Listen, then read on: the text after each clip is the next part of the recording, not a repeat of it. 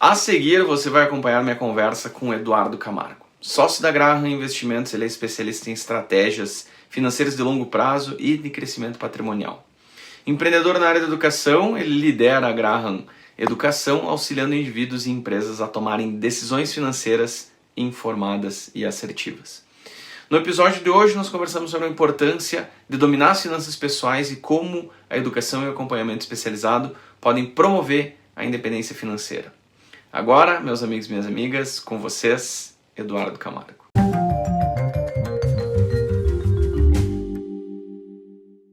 Por que é importante a gente aprender sobre investimento? Perfeito. Essa é uma pergunta extremamente interessante, que a maioria das pessoas pensa que é uma coisa que quando eu tiver dinheiro eu vou fazer. Quando eu tiver dinheiro eu vou lá e vou aprender. Mas não é bem assim. Eu tive a oportunidade de estar dando uma palestra na Ideal, em Getúlio Vargas, na semana acadêmica deles. Lá nós tivemos uma abordagem e conversamos com uma outra turma, que não era voltada a exatas, não era voltada ao mercado financeiro em si. Era uma turma, se eu não me engano, mais voltada para biológicas, medicina, dentistas, odontologia, se eu não me engano. Essa turma, eu conversei com o professor e eu disse, por que a gente não leva o tópico de investimentos para a turma? E o professor me rebateu dizendo que isso era mais interessante para alguém da administração, alguém da engenharia, porque eles não iriam utilizar no dia a dia deles no trabalho. Bom, só ali tu já percebe. Porque a gente pega uma turma que tem uns 30, 40 futuros dentistas, não é todos eles que vão de fato seguir na área, não é todos eles que vão de fato atuar com odontologia. Agora, se a gente pegar e trouxer essas pessoas, quantas delas vão ter que administrar o próprio dinheiro? Vão ter que trabalhar com isso. Aí a gente começa a perceber, o dinheiro ele está presente na nossa vida. A gente querendo ou não, a gente sabendo ou não administrar, a gente vai lidar com ele. Então, como não aprender uma coisa que é tão essencial para nós? Sim, com certeza. E esse é o grande dilema, né, o grande desafio, talvez, das universidades, porque eu sou psicólogo, né, não tive uma cadeira de como administrar o dinheiro do meu negócio na faculdade, assim como os dentistas não têm, enfim, então, com certeza é uma temática bastante importante. Mas da onde que vem esse teu ímpeto, esse teu desejo, assim, de trabalhar nesse mercado e principalmente poder trabalhar com essa parte da educação financeira, por assim dizer? Não, perfeito. Eu, quando comecei a trabalhar, não foi nada relacionado a isso. Eu comecei com o meu pai ajudando ele, né? Ele tem hoje uma fábrica de semijoias. Eu ajudava um pouquinho aqui, ali, coisa, né? E eu sempre fui voltado, depois, quando eu consegui a idade, pelo Senai, área industrial. Então, eletromecânica, desenhos e tudo mais. E eu fui me direcionando para isso. Eu nunca conheci alguma coisa fora disso. Eu não conhecia o mercado financeiro. Eu não tive a oportunidade de ser apresentado a isso. Então, depois que eu estava com uns 20 e poucos anos, eu conheci o seu Areval, que é o fundador do nosso escritório hoje. O cara tem 40 anos de bolsa. Na época era o dobro da minha vida, ele tinha só de mercado financeiro, experiência, né? Então a gente começa a perceber, cara, um cara desse nível aqui na nossa cidade, eu não vou perder a chance de aprender com ele. E ali eu comecei a me aproximar, ali eu fui chegando. E com isso tudo, cara, eu me encantei por esse mundo. Porque é maravilhoso, porque ele me permite alcançar sonhos, alcançar objetivos que eu sempre tive, mas que eu nunca via de fato aquilo lá acontecendo. Então o mercado financeiro me proporcionou isso. E eu conheci, eu já tinha 20 e poucos anos. Agora, imagina se eu tivesse conhecido lá atrás, com 14, 15 anos. De fato, ia ter feito total diferença na minha vida. Então por isso que levar o conhecimento é uma das principais missões que eu tenho para o meu âmbito pessoal e também que eu levo para a minha empresa, né, a Graham Educação. É disseminar o conhecimento sobre educação financeira. Sim. Essa questão do tempo é bem interessante, né? Agora tu vai com certeza saber melhor do que eu a informação, mas dizem que o Warren Buffett só investir com 12 anos, uma coisa assim, né? E é bem interessante. O Warren Buffett, ele é hoje o maior investidor, pessoa física, no mundo inteiro, né? Dos Estados Unidos, nossa, praticamente no mundo inteiro. Ele tem uma fortuna quase inestimável, por assim dizer. E ele começou muito cedo a investir. Só que antes de investir, ele foi estagiário de um cara chamado Benjamin Graham. Benjamin Graham foi o cara que fundou a análise fundamentalista. Que é aquela coisa de você não olhar só para o que está subindo e caindo. É olhar para a balança, olhar para a gestão, olhar para dívidas, olhar para a empresa em si. Benjamin Graham fundou isso. Com essa fundação, na crise de 29, ele não quebrou. Foi aquela crise que todos os investidores quebraram. Ele superou isso e ganhou muito dinheiro. Por quê? Uhum. Porque ele sabia onde ele estava investindo. Ele Uhum. sabia que, independente do que acontecesse com a empresa, ela ia prosperar. Uhum. Warren Buffett foi estagiário dele. Na época eu tinha menos de 15 anos. Uhum. Começou direto com isso. Então ele aprendeu como mestre. E Sim. desde aquela época ele ia sempre nessa linha. Então ele não chegou no mercado financeiro querendo ganhar dinheiro instantaneamente. Uhum. Ele sempre teve a visão de longo prazo. Não foi do dia para a noite que ele conquistou o primeiro 1 milhão. Uhum. Mas o segundo foi muito mais rápido. E Sim. é a consequência, né? Dos Sim, compostos. sim. Não, e é interessante essa questão dele ter começado cedo, enfim, eu não sabia que ele tinha sido estagiário do Benjamin Graham, que inclusive é a inspiração para a agência de vocês, né? Mas, se eu não me engano, perguntaram para ele uma vez se ele pudesse fazer alguma coisa diferente, o que ele faria. Ele diria: eu teria começado mais cedo, né? É sempre.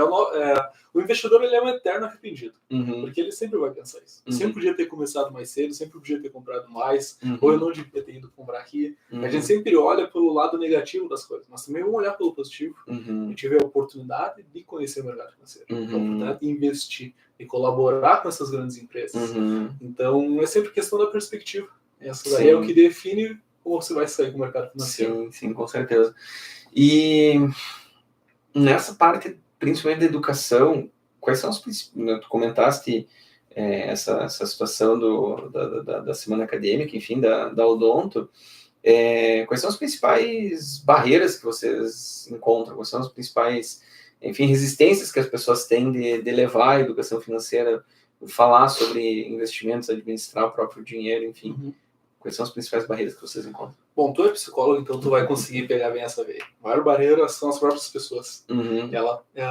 Falar sobre dinheiro é um tópico que para muita gente é delicado. Uhum. Muita gente não teve essa cultura dentro de casa de administrar o próprio dinheiro. Nunca teve essa oportunidade. Uhum. Então, quando chega na vida adulta e começa a ganhar dinheiro, eles vão realizar os sonhos antigos. E vão se deixando por isso. Uhum. E postergam esses sonhos. Então, acabam não vendo como uma prioridade isso. E por isso, muitas vezes, é barrado o acesso ali.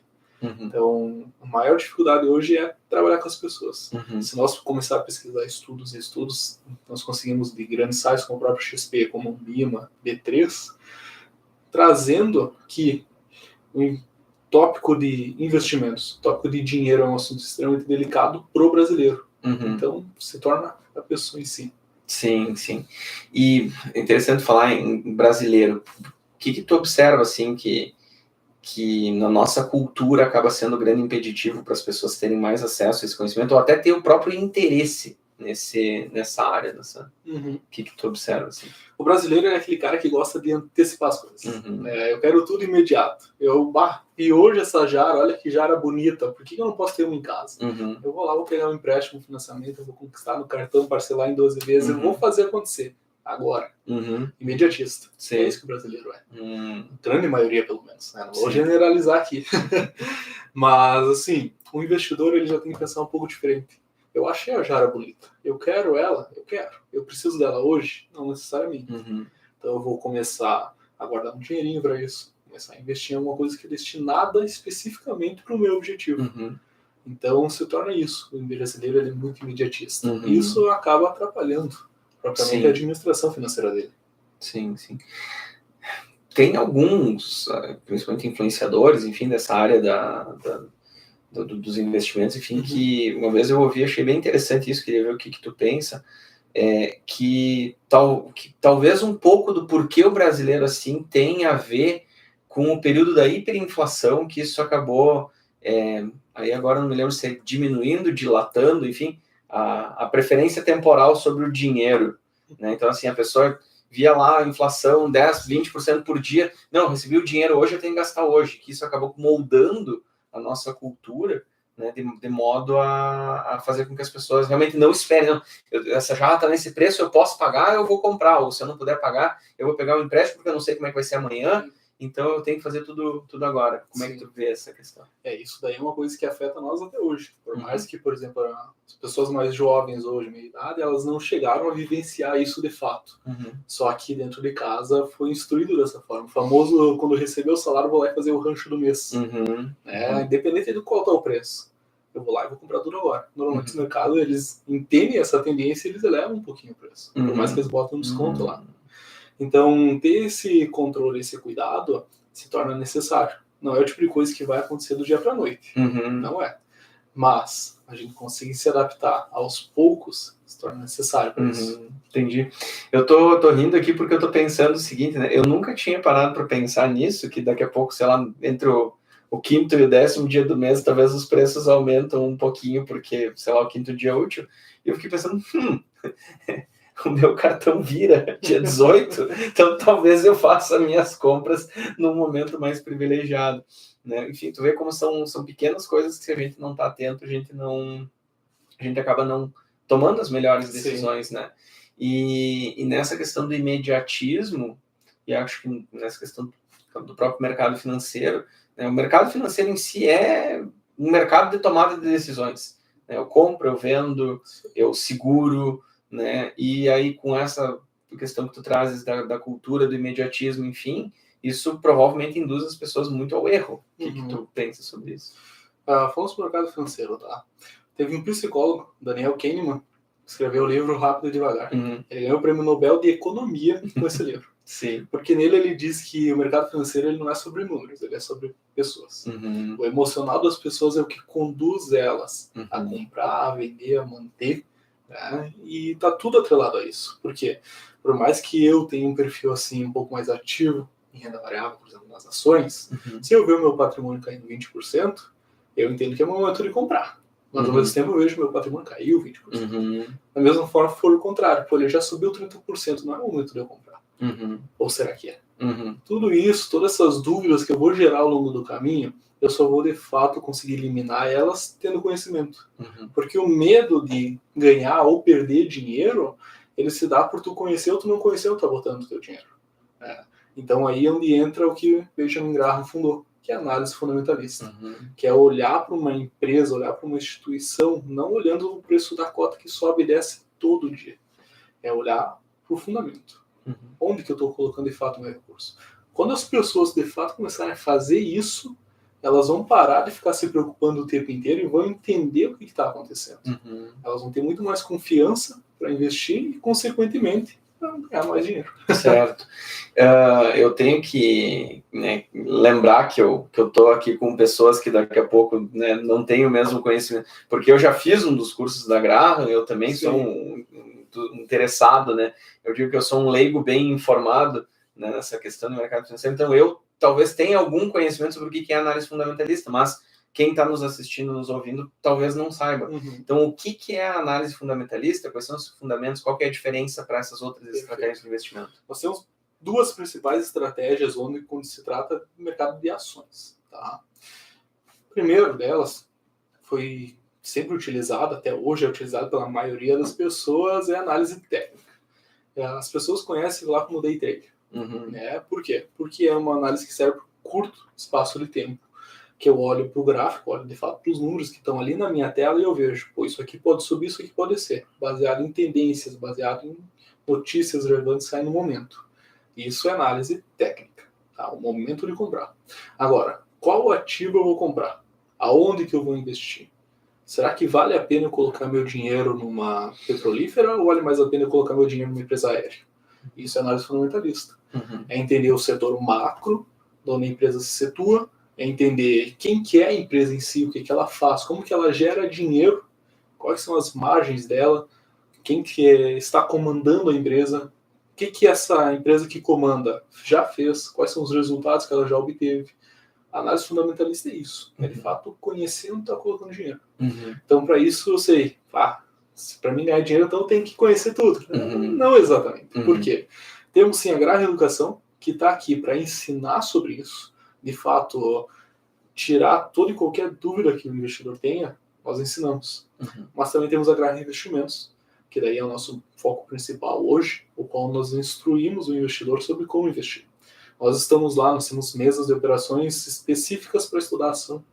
Então, essas pessoas estão o dia inteiro dedicado ao mercado de ações, para que você, Douglas, possa ir lá e fazer o seu trabalho, atender os seus clientes. Não tem que se preocupar com o mercado. Então, é aquela coisa, eu hoje tenho interesse, eu tenho conhecimento, tudo bem, vou investir sozinho. Agora, eu não tenho tempo, eu quero um acompanhamento especializado, tenho que alcançar. Então, a gente sempre segue por essa linha. De quando o cliente precisa. Entendi. E aí, mas me parece também que essas estratégias, elas também têm a ver com o perfil Sim. da pessoa. Então, a pessoa que vai adotar uma estratégia mais fundamentalista, provavelmente é uma pessoa que vai ter mais paciência, porque ela não vai ter esse ganho rápido, digamos assim, e ao mesmo tempo, só que a análise daí, essa mais baseada em gráficos, ela é um pouco mais arriscada. Ela tem alto ganho, mas alto risco também. Sim. Né? Então a pessoa tem que ter essa questão de qual é o perfil de investidor que ela tem, né? Exato. Identificar o perfil se torna essencial. O perfil ele é baseado em algumas perguntas de certa forma simples, né? Que a instituição XP, por exemplo, leva em consideração para poder direcionar o melhor investimento para a pessoa. Por exemplo, uma pessoa que nunca investiu em bolsa, a vida inteira em poupança, não está errado. Tudo bem, é o que ela conhecia, muito melhor que deixar embaixo do colchão.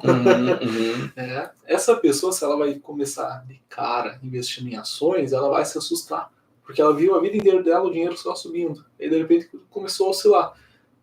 Não é bem aí, não é bem por aí. Então a XP, as corretoras por si só, elas diferenciam os clientes em 3 perfis, que é o conservador, o moderado e o agressivo propriamente dito. E dentro disso, o assessor, que é o meu trabalho hoje na Gra Investimentos, a gente vai direcionando de acordo com o perfil, é claro, com os objetivos e também com a necessidade da pessoa. Porque às vezes ela pensa, não, eu não vou precisar do dinheiro, pode investir lá onde você achar melhor. Beleza, mas vamos conversar igual. Porque assim, tu pode não ter necessidade do dinheiro, mas tu já tem a tua reserva bem estabelecida.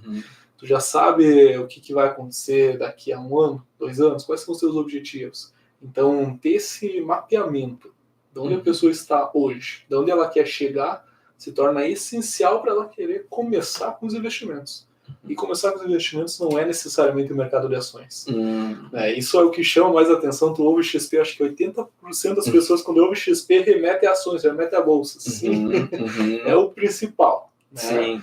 Mas não é só isso. Hoje, se nós for olhar a plataforma de renda fixa da XP, hoje tem mais de 40 bancos tranquilamente que ofertam produtos. São mais de 200 produtos por dia. Então, dentro de renda fixa, a gente tem excelentes condições também. E aí é isso que a gente adequa à pessoa. É isso que a gente traz de diferente. É trazer o investimento ideal, o objetivo e o perfil ideal. Entendi. E me parece que assim, eu agora não me vem à mente o número preciso, mas que teve um certo aumento da quantidade de pessoas enfim, de CPFs que estão ali na bolsa, né? Mas ainda é um número bastante pequeno, né? E por que será que as pessoas têm essa como é que eu posso dizer, essa resistência ou essa dificuldade de entender investir com a ajuda de uma assessoria, enfim, ou de ir atrás desses outros produtos de renda fixa, fundo de investimento imobiliário ou ações? Até aqui eu vou pegar um exemplo. Estados Unidos. É o nosso país hoje que no mundo inteiro é o principal quando se fala de investimentos. A cultura deles é totalmente diferente. Se tu parar para olhar para lá, uns 82% para mais das pessoas têm o seu recurso investido hoje fora de instituições financeiras como bancos, corretoras e outras alternativas. Aqui no Brasil, esse número é inferior a 10% da população. Então ainda temos muito o que crescer. Isso se dá por quê? Um dos principais tópicos, não vou dizer que é o principal, mas um dos principais, lá fora eles não têm aposentadoria pública, eles não têm previdência. Então, assim, se a pessoa quer se aposentar, quer parar de trabalhar em algum momento, ela tem que começar a pensar por si só. Ela tem que desenvolver uma alternativa. E aí elas começam a pesquisar o mercado e elas começam a investir. Aqui nós estamos, de certa forma, acomodados com isso, com a previdência. E tudo bem, muita gente hoje se sustenta com base nisso. Só que a tendência, se nós buscar hoje no site do IBGE, a tendência mesmo é de fato que isso não venha continuar ocorrendo. Por quê? Porque cada vez tem as pessoas vivendo mais tempo, melhor qualidade de vida, estão aumentando o número de pessoas que recebem o benefício e cada vez tem menos pessoas ingressando no mercado de trabalho. Antes, as famílias, por exemplo, se eu vou pegar o meu pai ele tem 5 irmãos. Né? Agora, eu sou filho único dele. Minha mãe teve mais, mas, enfim, a gente vê uma redução no número de CPFs ingressando no mercado de trabalho e aumentando nos CPFs que já estão lá. Consequentemente, vai se invertendo o que era antes uma pirâmide bem equilibrada, ela vai deixando de ser assim. E quanto mais estreita ela vai se tornando, maiores são as chances disso não dar muito certo. Então, por si só, o brasileiro é um povo que está acomodado com isso. Né? Então, por isso que ele acaba deixando de lado essa parte. Sim. Eu não sei se é uma característica do brasileiro, se é uma característica de geração, uma característica de mundo que a gente está no momento, mas me parece que as pessoas estão com uma certa dificuldade de olhar para aquilo que é importante, ou para aquilo que é desconfortável, aquilo que é desacomodante, por assim dizer. Assim, o que eu vi acontecer de fato? Tá? Isso eu busco lá, a B3 ela faz um relatório mensal dos informes que aconteceram com, por exemplo, no mercado de fundo imobiliário. E nesse relatório tem a quantidade de pessoas que ingressaram e quando ingressaram. Se nós parar para olhar ele com calma, em 2020, que foi a pandemia, teve uma crescente enorme de lá para cá. Assim, mais que dobrou o mercado de fundo imobiliário em quantidade de pessoas. Isso ocorreu por quê? A maioria das pessoas, primeiro, não conhecia, não ia atrás da informação, porque não tinha necessidade de ter uma renda passiva, que é aquela renda que você não tem que trabalhar para receber. Elas estavam bem acomodadas, estavam no emprego, estava tranquilo, podia sair para trabalhar tranquilamente. Não ia atrapalhar o dia a dia. Agora, no momento em que o Covid chegou e a maioria das pessoas não podia sair para trabalhar, não era todos os empregos que tinham a flexibilidade de fazer online, elas tiveram que buscar outras alternativas para ter renda. E aí elas começaram a conhecer o mercado imobiliário. Aí começou a crescer muito a renda de influências, o mercado financeiro cresceu muito nessa época também. Então tudo isso se dá porque o brasileiro não espera ser necessário. Ele espera, de fato, começar a acontecer o problema para daí ele encontrar uma solução. Ele não visa antecipar isso. Se nós parar para olhar, vamos pegar um outro tópico, por exemplo, sucessão familiar. Hoje, se nós parar e olhar aqui por Erechim, né, que é essa área em que nós estamos, quantos terrenos a gente não vê aqui pelo centro sem nenhuma construção? Está parado, simplesmente um lote vazio. Por quê? Esse terreno é de uma família, o dono dele faleceu e foi para o inventário. Os filhos não se planejaram, propriamente dito, o recurso acaba ficando lá, ficando preso, e vai passando, e vai passando. Esse planejamento, ele se torna indispensável, é essencial. Tanto é, o conhecimento do mercado financeiro, ele é essencial, porque em algum momento tu vai precisar dele. E é isso, né? Isso eu acredito que é uma característica mais do brasileiro mesmo, né? Que a gente diz, o brasileiro deixa tudo para a última hora, né? Mas o ponto que eu fico pensando é que às vezes as pessoas não querem ter conversas desagradáveis. Né? Quando a gente fala de sucessão familiar, a gente está falando de alguém que está numa idade avançada, que a gente não sabe quanto tempo vai durar, né? Quanto tempo vai estar aqui com a gente, e ninguém quer pensar nisso. Todo mundo, né, quer viver o máximo de tempo possível com a maior qualidade possível. Né? Assim como as próprias questões de saúde, muitas vezes as pessoas vão deixando para depois, ou para quando, né, a corda está lá estourando, beleza, agora eu vou ver esse problema. E me parece que sim, que talvez as pessoas realmente deixem isso muito para depois, especialmente nessa questão financeira. Vou investir quando eu tiver dinheiro, né, por exemplo. Clássica. E quando, na verdade, enfim, eu vi que tu estava olhando os livros aqui antes, né? Tem o livro Homem Mais Rico da Babilônia, imagino que tu já deva ter lido também, né? Que fala, cara, não, a primeira pessoa que a gente tem que pagar é a gente. Né? Então, e nessa questão previdenciária, inclusive, né, sem querer entrar em muita polêmica, mas tu já, de uma certa forma, delineou aí o problema que a gente vai ter nos próximos anos, que nos últimos anos a gente teve uma reforma da Previdência, e teve mais uma, e aí tem os memes. Recentemente a gente teve o Natal, aí tinha o meme, né, do Papai Noel, você não vai se aposentar, não, e vocês também não, né? Ninguém vai se aposentar porque não vai ter quem pague a conta da Previdência. Né? Então, realmente, talvez as pessoas estejam deixando um pouco demais para depois, para começar a pensar e se planejar nessas situações. E que alternativas que as pessoas têm, se elas querem pensar no futuro, né? Não um ganho imediato, que eu não sei até que ponto existe, né? Dentro do que eu entendo de mercado, eu não sei se a gente tem, né? A não ser que a gente deu uma grande sorte, né? É difícil tu ter realmente botei 100 e ganhei 10 mil. Altamente improvável, imagino eu. Né? Extremamente difícil. Então, fico pensando assim, que alternativas que as pessoas têm se elas querem se planejar para o futuro. Eu vou te trazer uma analogia aqui. Uhum. Eu, por exemplo, nunca fui um cara que na minha adolescência gostava de ler. Eu não tinha esse hábito. Eu falo a verdade. Por quê? Na escola eu fui apresentado a leituras clássicas que não me chamavam a atenção. Uhum. Só que depois da vida adulta, eu vou experimentar. E eu comecei com um livro de uma série que eu gostava muito, que era Game of Thrones, né? Então, As Crônicas de Gelo e Fogo. Uma leitura que me fascinou. Daí eu iniciei nesse mundo. E a partir dela eu comecei a migrar para outros. Trouxe o exemplo, né, do Homem Mais Rico da Babilônia. Cara, esse livro para mim foi minha virada de chave. Eu li ele, eu tava num ônibus indo para São Paulo, minha primeira vez na cidade. Tava 12 horas dentro do ônibus, o que eu vou fazer? Sem internet, sem Wi-Fi? Pô, vou ler o livro. E eu fui ler esse livro. Eu tava indo para São Paulo na maior feira de investimentos que tem aqui no Brasil. Não Brasil não, já se tornou a maior do mundo, que a XP promove, a Expert. E esse livro foi a minha virada de chave lá. E eu só cheguei a ler esse tipo de livro, a me interessar mais por leitura, quando eu comecei fazendo com uma leitura que eu gostava, que me agradava.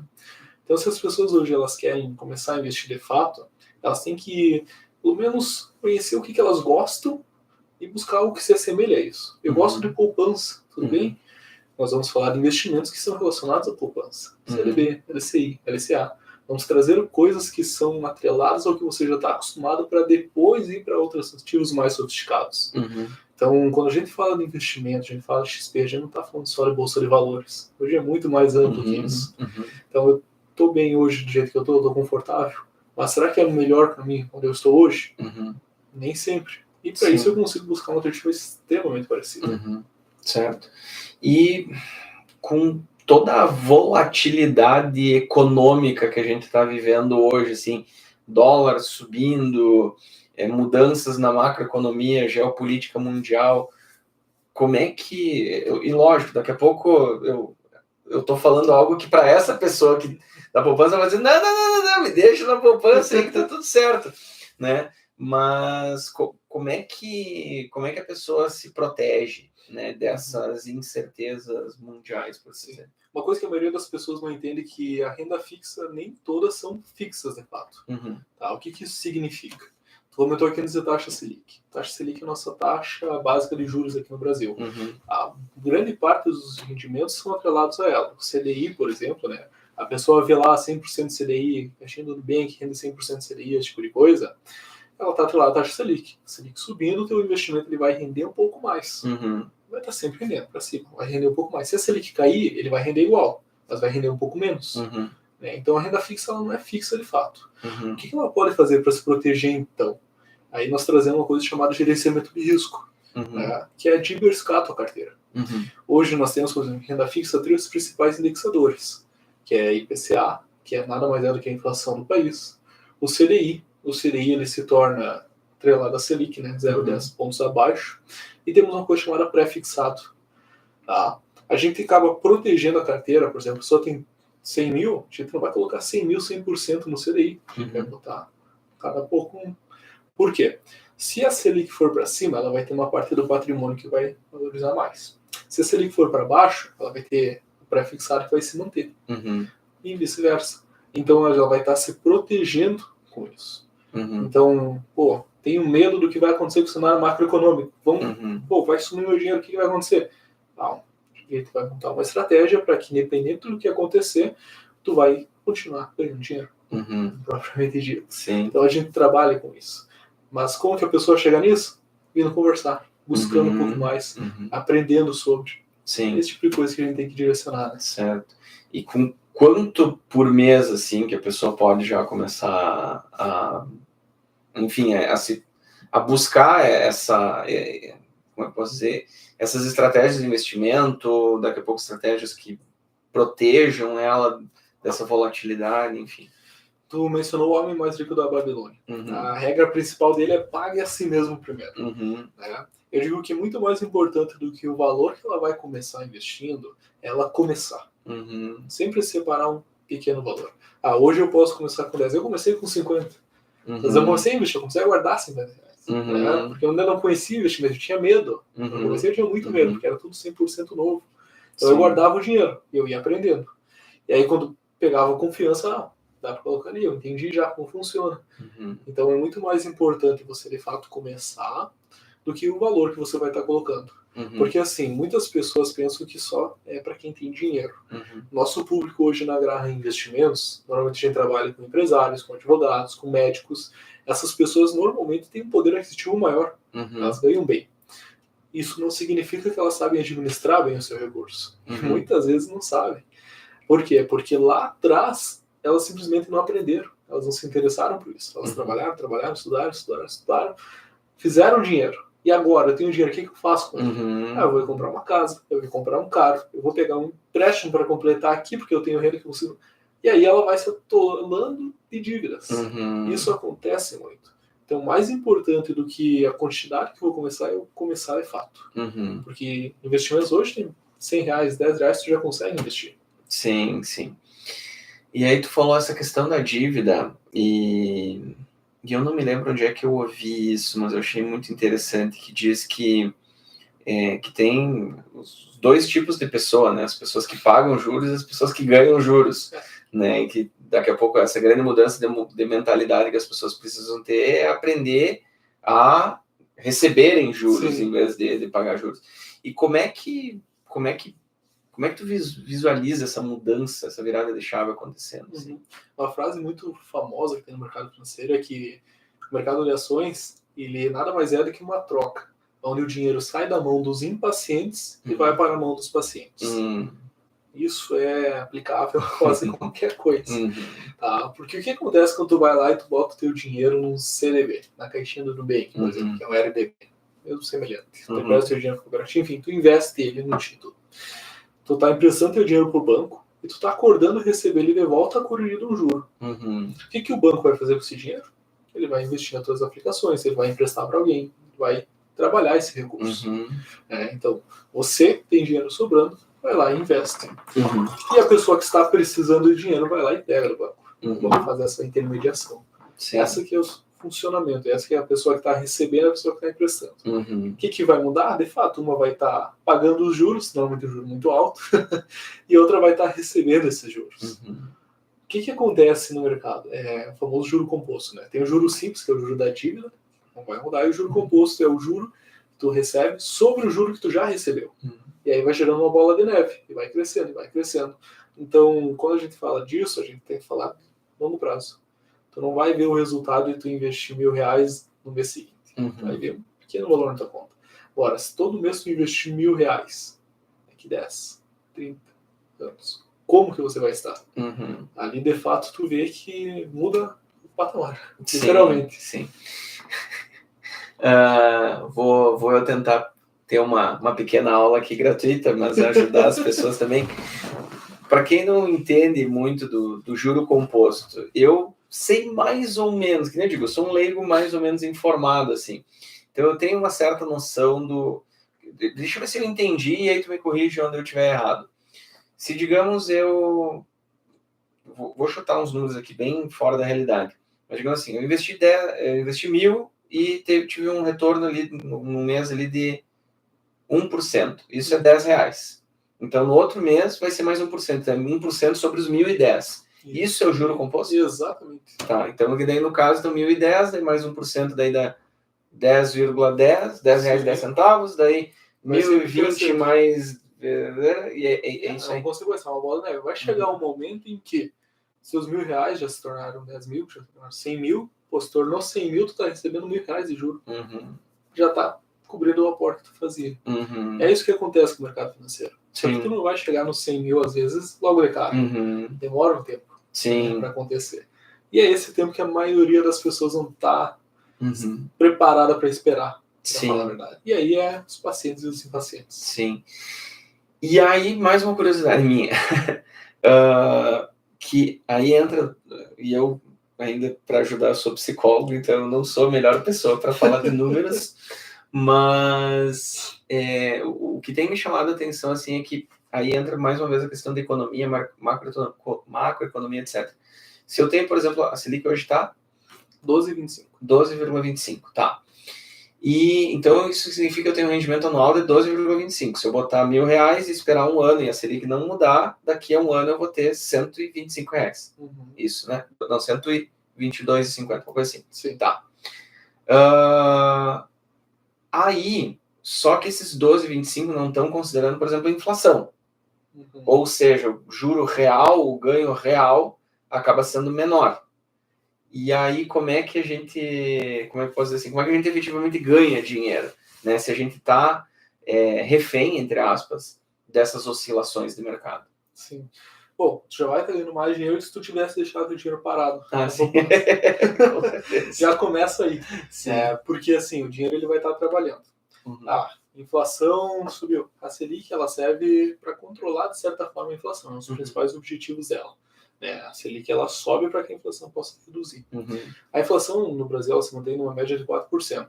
Só que tem uma diferença entre a inflação índice IPCA, que é índice de preço ao consumidor amplo, que é o que nós temos lá, e a inflação real que a gente sente aqui quando vai no mercado. Qualquer momento, se tu pega R$100, por exemplo, no início do ano agora, tu vai no mercado, tu vai comprar uma quantidade de coisas diferentes que tu vai comprar no final do ano. Então sempre vai ter essa diferença em poder de compra. Não tem o que a gente possa fazer. Sim. O que tu pode sempre olhar é que quando eu estou investindo, eu estou pagando uma conta para o eu do futuro. É um recurso que lá na frente eu vou conseguir utilizar. Não é um recurso que, hoje eu perdi menos pela inflação. Não. Hoje tu pagou uma conta a mais para uma futura casa que tu quer adquirir. Conseguir, de fato, conquistar um sonho a mais. Então, o teu investimento hoje que tu faz não é para te utilizar daqui a um mês. É para te utilizar lá na frente. Sim. Então, o teu ganho de fato, se tu ficar olhando para oscilações de mercado, oscilações de preço aqui e ali, tu acaba se desmotivando de investir e acaba ficando. Então, isso a gente tem que sempre ter aquele tato. Onde que eu estou hoje e onde eu quero chegar? Se eu quero chegar mês que vem e ter mais dinheiro, vamos buscar uma alternativa que se assemelhe a isso. Às vezes entrar numa inflação, um prazo mais curto, um prazo mais longo. Agora, se eu quero daqui 5, daqui 10 anos aposentar o meu filho que ainda não nasceu, eu vou estar olhando para um outro nicho de mercado. Então, a gente sempre acaba buscando isso. Porque o ganho real, de fato, ele é subjetivo nesse ponto. No final das contas, me parece que o principal lógico, assim, né? A gente sempre tem que cuidar a questão de furadas. Eu acho que aí entra talvez a análise fundamentalista para poder olhar todos aqueles indicadores lá, enfim, que eu faz bastante tempo que eu fiz o curso, eu faz tempo que eu não olho preço, mas sei lá, patrimônio líquido, preço sobre lucro, enfim, etc., para poder tomar essas decisões mais informadas, né? E acabar fugindo das furadas, por assim dizer. Mas me parece que, de alguma forma, o principal aprendizado é que não dá para deixar o dinheiro parado, não dá para deixar ele embaixo do colchão e talvez não também na poupança, alguma coisa precisa ser feita, né? Tipo, a gente acaba pecando no longo prazo por omissão se a gente não fizer algum movimento nesse sentido. Nós temos que sempre buscar uma alternativa. Se eu hoje estou insatisfeito onde meu recurso está, como ele está rendendo, ou eu vou buscar alguém para me auxiliar, ou eu vou buscar aprender sobre. Mas eu tenho que buscar alguma coisa. Eu tenho que continuar aperfeiçoando, continuar estudando. Porque se eu ficar no formato que eu estou e eu já estou insatisfeito, cara, não vai dar certo. Não vai conseguir evoluir nesse ponto. Sim. E nessa questão de mudança de mentalidade, né, a gente já conversou em outras situações, né, sobre iniciativas de educação financeira, enfim. Eu tenho uma atuação junto ao Sebrae, que a gente acaba trabalhando em escolas, enfim. E um pouquinho antes da gente começar, tu falou que vocês também têm algumas iniciativas nesse sentido. O que vocês efetivamente estão fazendo para ajudar a gurizada mais nova a entender, não necessariamente que sejam como Warren Buffett lá, que começa a investir em mercado de ações com 15 anos, mas que consigam entender a importância de olhar para o dinheiro quanto mais cedo, melhor. Sim. A Graham Educação, um pouquinho da história da nossa empresa, tá? Ela começou mais ou menos por meados da pandemia ali também. E no início ela era mais voltada aos nossos clientes da assessoria. Tá? Com o tempo nós fomos expandindo, foi abraçando pessoas de fora. E nós sempre muito voltado ao público que nós dávamos palestras. E depois a gente acabou aumentando as palestras para as escolas. Chegando até as escolas, a gente alcançava o público que a gente quer de fato ensinar, que são os mais jovens. Né? Só que nem sempre ensinar apenas o mais jovem é o necessário. A gente tem que abraçar toda a família. Porque o mais jovem, ele tá ali numa cultura. Ele vai chegar em casa, ele vai falar com o pai, e, pô, se o pai gostou, o pai não gostou, o pai vai dar a opinião dele.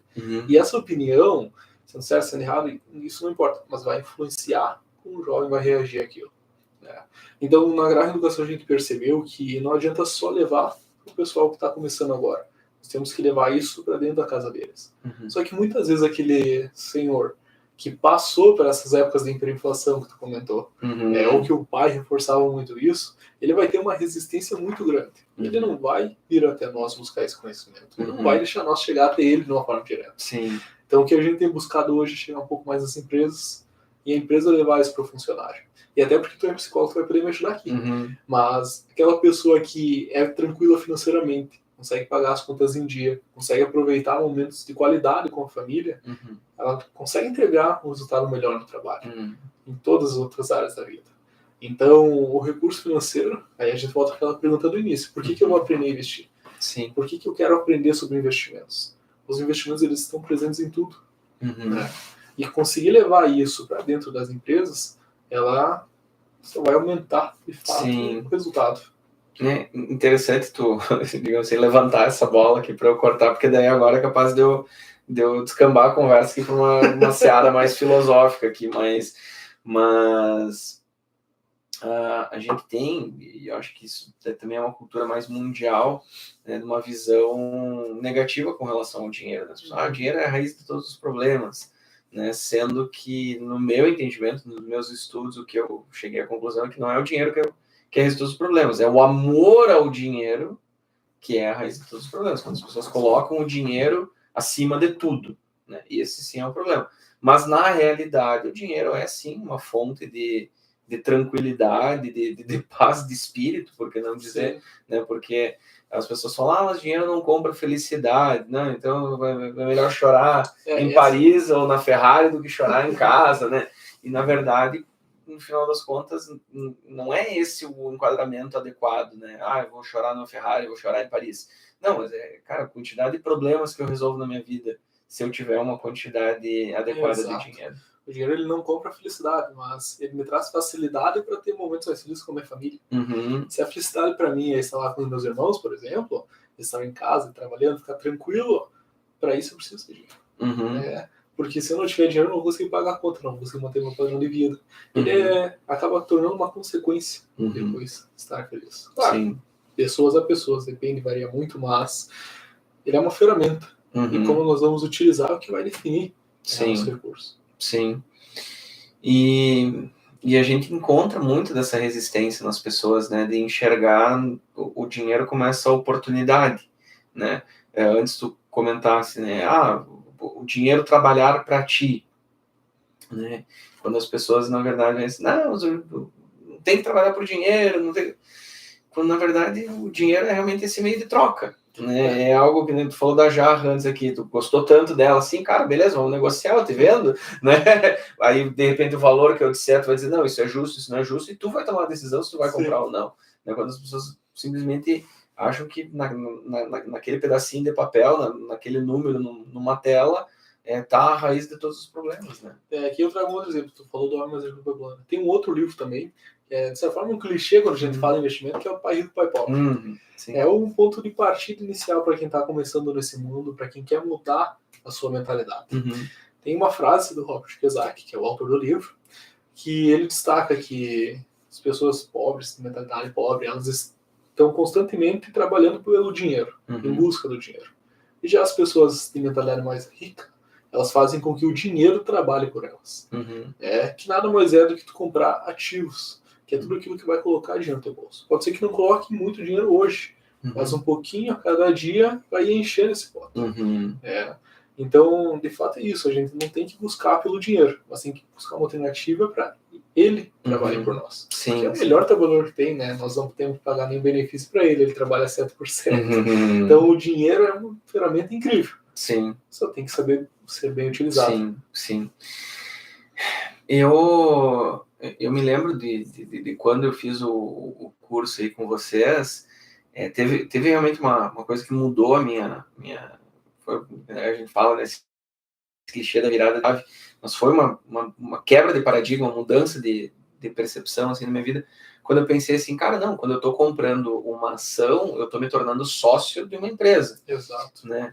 E me chamou muita atenção uma imagem que, se eu lembrar não, porque quando eu edito eu assisto todo o episódio de novo, então eu vou lembrar, de repente eu coloco aqui na edição, né, que fala do degrau, da escada dos riscos, né, e que você empreender acaba sendo mais arriscado do que você... agora não me lembro se... que você investir numa ação que já está consolidada. Isso, uma ação consolidada, fundo de investimento imobiliário, né? Então, às vezes... E aí de novo, eu vou voltar para uma possível polêmica, que é a seguinte. Por que, então, se eu tenho uma grana para empreender, eu vou empreender? Por que não comprar um ativo e não esquentar a cabeça? Aí volto para lá que eu comentei, o conhecimento. O teu negócio que tu vai trabalhar, tu conhece. Tu sabe o que tem que fazer para dar certo. Agora, aquela ação daquela empresa XYZ é nova para ti. Não vai parar para estudar ela. Então, automaticamente, tu tem um medo muito maior de tu investir nela do que tu investir no teu negócio. Sim. E tu só vai perder esse medo conhecendo. Sim, porque assim, tu comentou isso lá no começo, né, falando da questão do problema ser as pessoas, né? Cada ser humano é um indivíduo singular, único, com seus desejos, seus medos, suas aspirações, sua história. Mas uma coisa que eu vejo assim muito, e talvez as pessoas vão ver agora e vão achar que eu estou fazendo um julgamento mais pejorativo, mas não é esse o meu objetivo. Meu objetivo é ser objetivo, né, ser claro mas me parece que muitas pessoas têm uma visão mais voltada para como se fosse um ego, né, uma coisa assim, não, eu quero criar este negócio, eu quero fazer isso, e às vezes as pessoas não percebem que e essa é uma conta que eu faço e tu me ajuda a entender se minha conta está certa ou não, mas se a gente vê questão de inflação, oscilação de mercado e dólar e etc e tal, o meu entendimento é que se uma empresa não está crescendo 10, 15% ao ano, essa empresa, não digo não deveria existir, mas o empresário deveria estar repensando estratégias para ou deixar ela mais enxuta, ou fazer ela efetivamente ganhar esses 10, 15%, porque senão o dinheiro, todo o ativo dessa... A empresa tem o pavilhão, custa 50 mil reais por mês para manter, tem um patrimônio de 1 milhão de reais, não vale a pena manter a estrutura, não vale a pena a dor de cabeça. O que tu pensa sobre isso? Eu estou muito fora da casinha aqui falando isso. Aí vai do particular, do empresário, do empreendedor, né? Porque, assim, muitas vezes, assim, é de fato buscar o conhecimento por uma estratégia nova.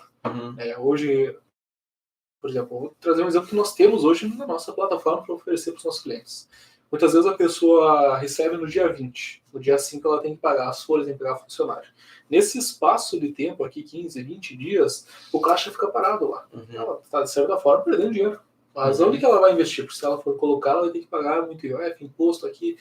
Cara, hoje em dia tem alternativas que remuneram muito bem esse recurso. Só que ela não conhece, ela não foi atrás de conhecer. Então, de fato, cara, se a empresa hoje está estagnada, não está indo para frente, não está entregando o resultado que eu busco, vou buscar conselhos, vou buscar alguém que possa me auxiliar com isso. Nessa parte a gente entra. A tua própria psicologia entra nessa área também. Sim. Entender aonde que está o problema, de fato, onde está o furo, e solucionar ele. Sim. Não, pode até parecer um pouco contra-intuitivo, eu que trabalho com essa parte de consultoria, de mentoria, enfim, de palestra, treinamento para empresa, etc. Estou dizendo, não, as pessoas não deveriam empreender. Não é isso que eu estou querendo dizer, né? Mas é que, às vezes, as pessoas não estão olhando para os resultados de uma maneira que ela consiga perceber se está valendo toda aquela dor de cabeça. Porque empreender, no final das contas, é uma dor de cabeça. Ou tu tem contas, impostos... resolver o problema. Tu tem que resolver o problema do cliente, tu tem que resolver o problema do teu funcionário, tu tem que pagar imposto, tu tem que resolver o problema com o fornecedor. Então, assim, se tu não tá tendo um retorno que, no mínimo, entre nessa lógica do juro composto, né, de que algo que tu vai crescer o teu negócio 10, 15, 20% ao ano, para que seja melhor do que tu ter esse dinheiro investido em papéis aí, que daqui a pouco vão te dar esse retorno de 10, 15, 20% ao ano, realmente, às vezes a gente fica pensando, isso faz sentido, né? Por isso que eu trago essa provocação aqui, porque realmente a gente está num momento, enquanto sociedade, que a gente precisa de pessoas para resolverem problemas, a gente precisa de empreendedores para resolverem os problemas sociais, que aí, mais uma vez, vou dançar na linha tênue aqui da polêmica, mas que o Estado não vai resolver. A gente precisa de pessoas com boa vontade para resolver esses problemas, e a gente precisa de pessoas para trabalharem junto com essas pessoas que querem resolver esses problemas. No final das contas, às vezes a gente não encontra, a gente vê pessoas querendo soluções mágicas, né? Não é fácil centralizar as informações, né? Muita gente tem muitas ideias e às vezes querem resolver tudo sozinho. Cara, isso não existe. Sim. O investidor hoje, que é um empreendedor ao mesmo tempo, ele não vai alcançar o mesmo resultado financeiro que alcançaria do nosso auxílio. Sim. Às vezes pode ser que vá muito melhor. Sim. Quem sabe. Mas por via de regra, tem pessoas especializadas auxiliando nisso, traz um retorno melhor, mais satisfatório. Por quê? Porque o nosso objetivo é ganhar junto contigo. É te fazer ganhar pra gente poder ganhar. Sim. Então, de certa forma, cara, eu me torno um sócio teu. Porque eu quero que tu cresça. Então, eu vou trabalhar para que isso aconteça. Sim. Vou buscar as melhores informações para te trazer. Buscar centralizar isso no local só. Isso é para todos os campos da vida. Se tu quer ir rápido, tu vai ir sozinho. Tu vai chegar lá muito rápido. Mas agora, se tu quer ir mais longe, tu vai em equipe. Vai com um time. Sim. Então a gente acaba olhando para isso aí também. Claro. E enquanto eu trazia essa provocação e eu vi aqui, eu fiquei pensando, né, que tu comentou antes a questão das pessoas serem imediatistas. Não à toa a gente vê o crescimento das bets, do jogo do tigrinho da vida aí, né, que as pessoas vão lá e aí volta aquela questão, quanto que precisa para investir, cara? Se daqui a pouco é 50 ou 100 reais por mês, quanto dinheiro as pessoas não estão botando em jogo do tigrinho? E estão literalmente perdendo dinheiro. Mas é que se eu botar numa ação aqui, eu vou ter 10% em um ano. Sim, você não vai ter 10% em um ano, você não vai ter menos 100% em 2 dias, né? Então, realmente, a gente tem um trabalho bem duro, bem difícil. Um trabalho longo pela frente. Exatamente, e bem duro e bem difícil de poder levar esse conhecimento para as pessoas, né? Porque assim, é fácil investir no tigrinho. É rápido, 2 tempos, assim, os 3 botões tu tá investindo teu dinheiro. E aí tu fica com aquela emoção, será que vai ganhar, será que não vai ganhar? Tu fica, é um jogo de azar, essa é a palavra, é um jogo de azar. E o próprio nome diz azar. Sim. São máquinas viciadas para te fazer perder dinheiro. O mercado de ações, ele pode ser muita gente perdeu dinheiro nele, muita gente ganhou dinheiro nele. Mas ele é um mercado, de certa forma, justo. Só tem que entender como ele funciona. E é para isso que nós estamos aí, para auxiliar com essa frente. Sim, sim.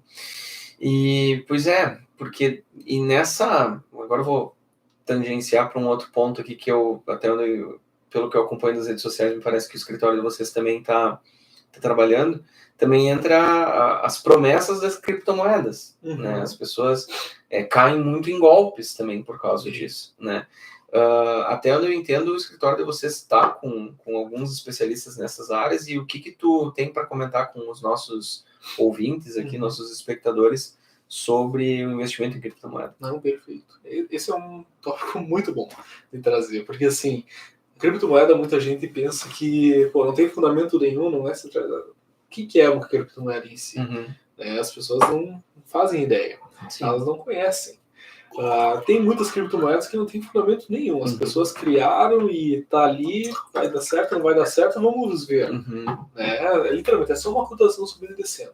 Agora, tem outras que não é bem assim, que elas têm um fundamento por trás. Só que, como todo investimento, não deve ser olhado para te comprar hoje e vender amanhã. Esse tipo de investimento rápido, day trader, que é o nome, né? Ele não vai te fazer ganhar dinheiro. Pode ser que no curto prazo se dê bem, mas assim, eu acho que no mercado financeiro menos de 1% das pessoas de fato conseguem viver com isso. O teu foco ele deve ser o longo prazo. Mesmo que for investir em criptomoeda, tu deve olhar para o fundamento que ela tem. Algumas têm. Tu tem que buscar o quê? Ou tu buscar aprender sobre elas, ou tu buscar alguém que já conheça para te auxiliar sobre isso. Sim. Esses caminhos são o que vai te fazer prosperar e chegar mais longe. Sim. Porque realmente as pessoas têm essa expectativa, assim, por exemplo, né? Criptomoeda também é um assunto que eu sou um leigo bem informado. Então, assim, até hoje, até onde eu entendo, a mais sólida de todas é o Bitcoin, e ao mesmo tempo as pessoas acham, a gente está num país que 40% das pessoas são analfabetos funcionais. Então, mesmo pessoas alfabetizadas e informadas, às vezes têm dificuldade de distinguir Bitcoin de criptomoeda. Né? E é aquela história. Bitcoin é uma criptomoeda, mas nem toda criptomoeda é Bitcoin. Sim. Né? Então, tem assim... criptomoeda, tem os criptoativos também, que é um pouco diferente. E assim, eu também não sou um especialista na área de criptoativos, tá? Mas o Bitcoin, ele tem uma série de regras por trás dele. Por exemplo, ele tem uma quantidade limitada. É que nem o ouro, por exemplo. Não estou comparando com outro. Isso não é um conselho de investimento. É uma semelhança que eles têm. O ouro, ele tem uma quantidade limitada no nosso mundo. O Bitcoin, ele tem uma quantidade limitada que pode ser minerada, que eles falam. Então, assim, o ouro, a tendência dele com o tempo é valorizar por conta disso, porque não tem onde tirar mais. Diferente da nossa moeda, o real hoje. Por quê? Porque o governo pode imprimir mais quando ele quiser, gerar mais inflação e perder valor de compra. Então, olhar para o fundamento é isso, é entender o que é o ativo. Pô, faz sentido para mim investir nele hoje? Sim. Daqui 10 anos eu quero estar com ele na carteira? É um recurso que eu teria confiança para fazer isso? Sim. E aí você avalia com todos os fatores, né, se vale a pena fazer a compra ou não. Sim. O que é? Não, acho que não. Eu tô pensando aqui numa coisa que eu vi uma vez que diz que existem 4 mercados, né, no mundo, que é o oriental, o ocidental, o Japão e a Argentina. Né? Eu achei que era o Brasil. Mas, não, me permitindo fazer uma brincadeira aqui, né? Essas criptomoedas que não tem fundamento nenhum, por exemplo, né, a Dogecoin, que as memecoins, né? Que o Elon Musk fala da Dogecoin, agora hoje o Donald Trump foi empossado lá, o Elon Musk vai estar no Departamento de Eficiência Governamental, que ele ironicamente nomeou de Doge, né, Doge. Ele fala alguma coisa da Dogecoin, a Dogecoin vai lá, né? Então o único fundamento é o hype, etc.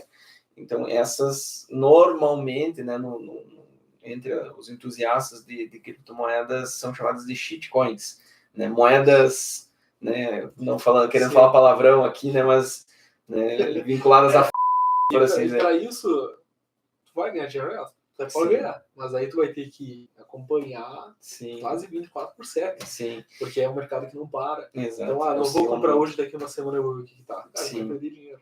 Se tu quer investir nisso, tu tem que estar inteiramente nisso. O que me preocupa nessa questão do mercado, principalmente do mercado nacional, assim, é que o pessoal mais entusiasta, principalmente do Bitcoin, que quem é entusiasta, ou chama de maximalista, etc. e tal, é só o Bitcoin que presta. Né? E eles falam uma coisa que eu acho engraçada, mas ao mesmo tempo eu fico me perguntando o quanto dessa brincadeira não tem um fundo de verdade, que eles falam que o maior shitcoin é o real. Né? Porque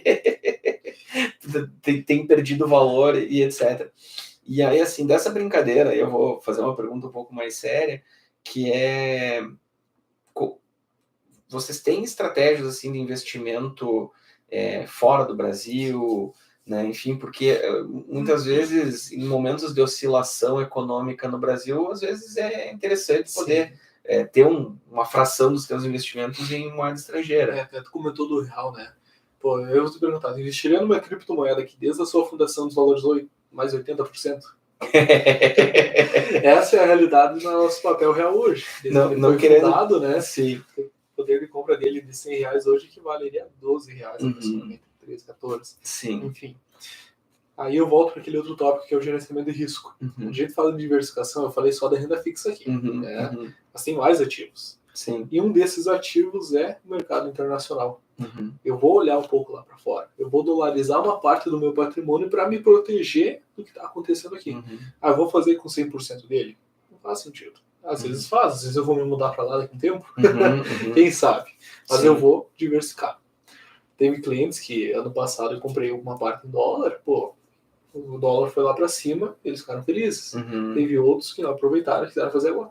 Então a gente sempre vai estar trabalhando para olhar para o teu cenário como um todo e ver o que faz sentido. Às vezes hoje não é o melhor momento para o Douglas investir lá fora. Por quê? Porque ele está com umas dívidas aqui, ou porque ele tem um objetivo aqui. que não faz sentido ele mandar o dinheiro para lá. Uhum. Então a gente tem que avaliar isso, o teu objetivo, Sim. o teu momento atual, Sim. né, para poder trazer uma diversificação. É que é um cálculo bastante complexo, né? Porque, por exemplo, assim, que nem eu digo, eu tenho uma dificuldade com abstração matemática, assim, que não à toa eu fui para a área que eu fui. Mas na época que eu estava um pouco mais envolvido com essa questão de investimentos, eu fui, olha só, não sei o que, tem esse rate, tem essa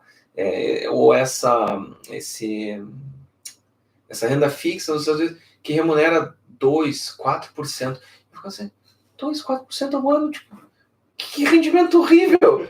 E aí alguém falou assim, não, cara, mas é rendimento em dólar, é diferente, sim, né? Então, são várias coisas a levar em consideração, né? Porque daqui a pouco tu ser remunerado em 12,25% em real é uma coisa, tu ser remunerado em 4% em dólar é outra. Mas ao mesmo tempo, que nem tu falou, eu vou ter uma necessidade mais urgente desse dinheiro, então, para eu mandar eu vou pagar IOF, para eu trazer de volta vai ter IOF, ou vai ter daqui a pouco o próprio imposto, sim, né, aí eu não sei como é que funciona a questão do imposto de renda, etc., mas o ponto é esse, né, que tem toda essa questão de quanto tempo eu vou deixar esse dinheiro trabalhando. Exato, né, tem que avaliar o cenário como um todo, né, porque, cara, para nós hoje, taxa de juros a 2% não é uma realidade que a gente vai ver tão cedo aqui no Brasil. Agora, lá para os americanos, isso, uma realidade, taxa de juros a 2% é alta para eles. Então a gente começa a avaliar. Por isso que lá tem muito americano que investe na Bolsa de Valores, porque a renda fixa costuma remunerar menos. É a mesma coisa que nós olhar hoje, por exemplo, o cenário dos nossos irmãos aqui, os argentinos. Cara, hoje tu se sentiria confortável em enviar o teu dinheiro para lá?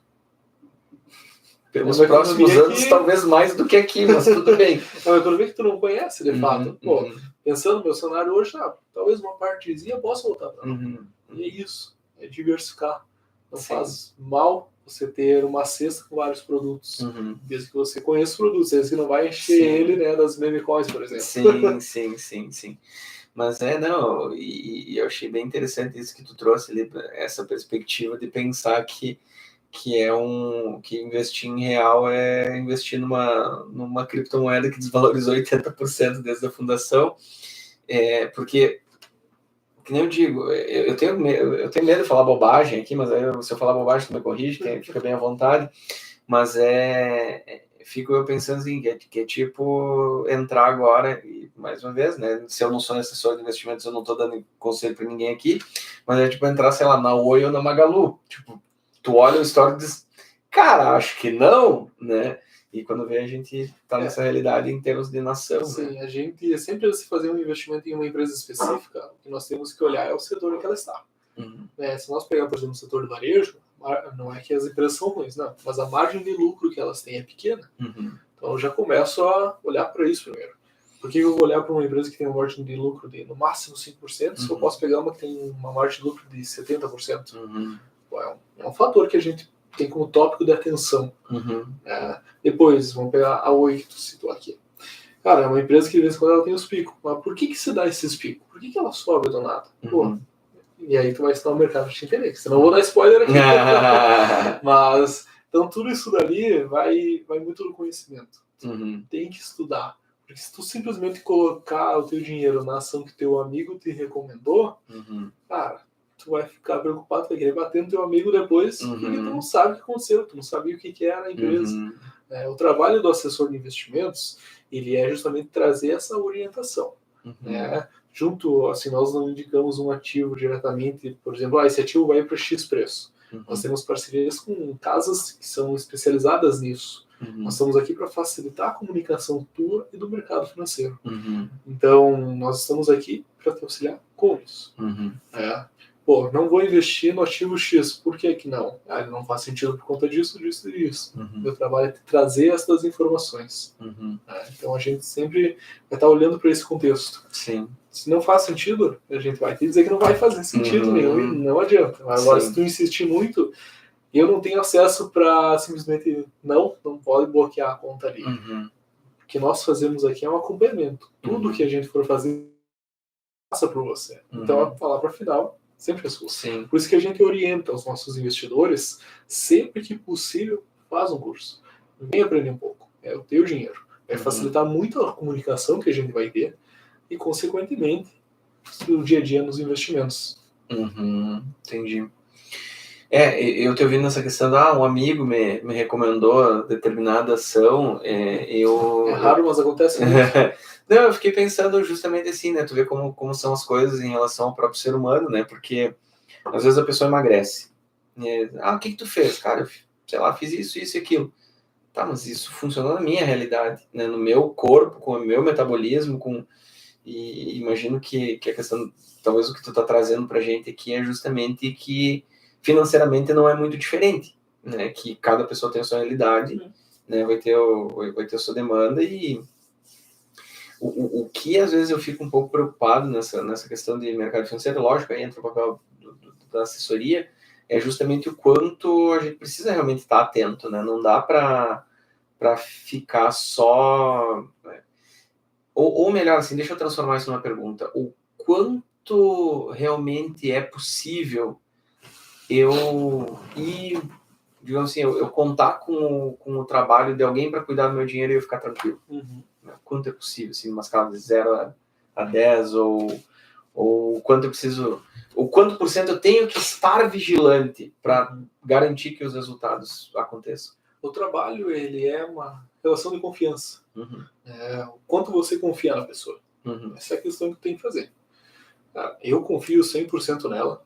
Eu sei que ela vai prestar o melhor serviço. Os nossos objetivos estão alinhados. Então, vou deixar o dinheiro lá. Eu vou ir alocando. Agora, eu tenho uma certa insegurança. Vamos buscar entender o porquê. Qual que é o motivo que te traz essa insegurança? O que nós temos que buscar para resolver? Às vezes é simplesmente uma dúvida que eu tinha.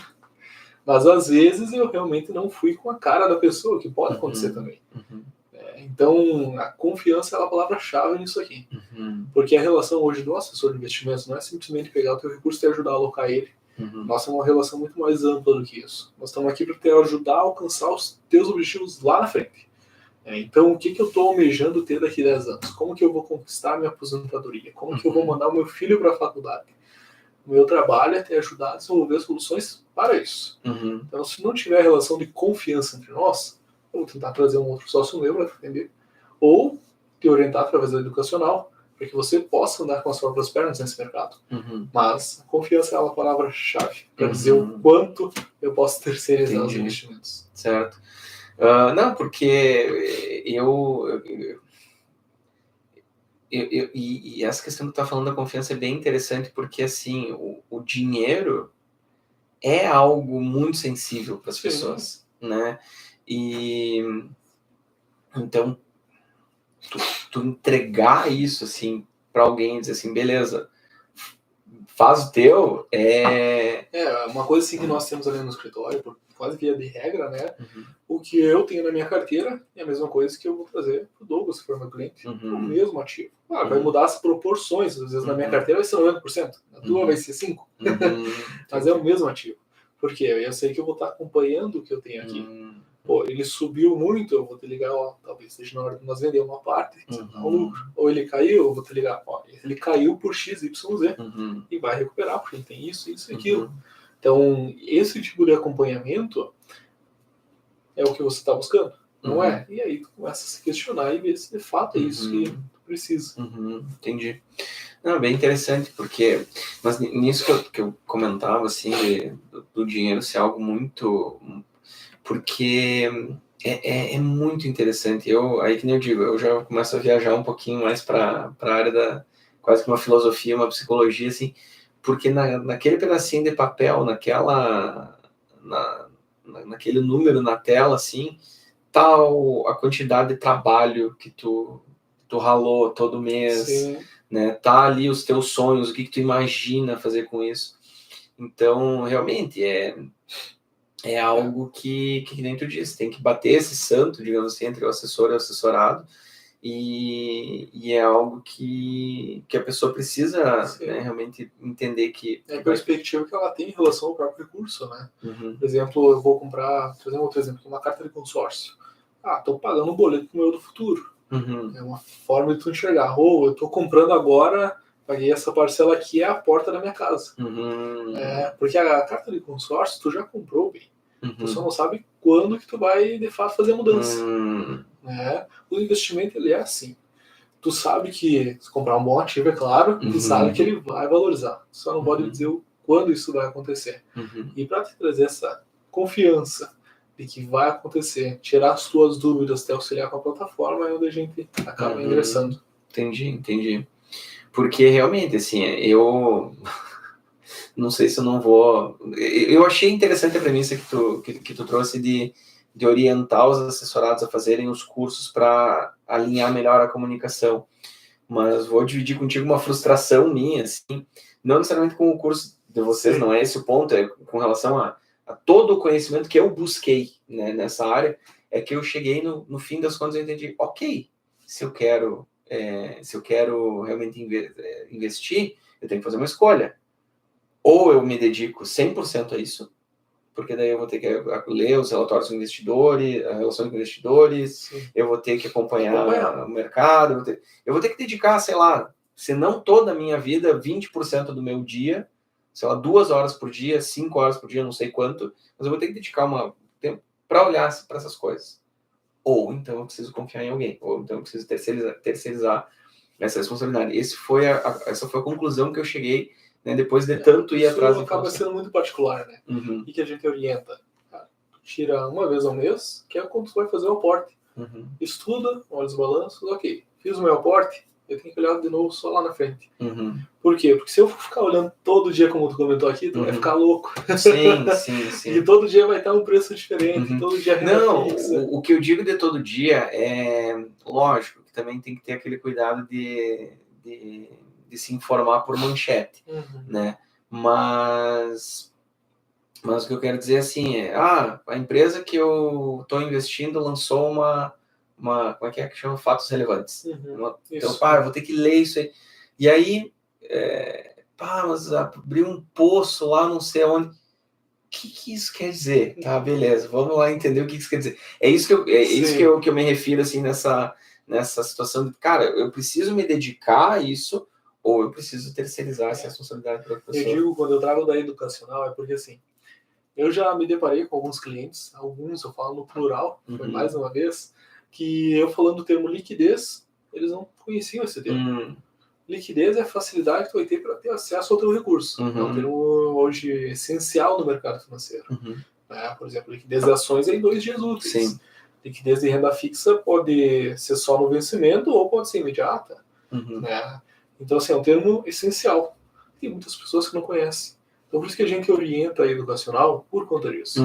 Por mais que eu já tenha uma boa base de conhecimento, por mais que eu já seja empreendedor, que eu já invista há muito tempo, a educacional ela vai te trazer uma perspectiva diferente que tu não tinha antes.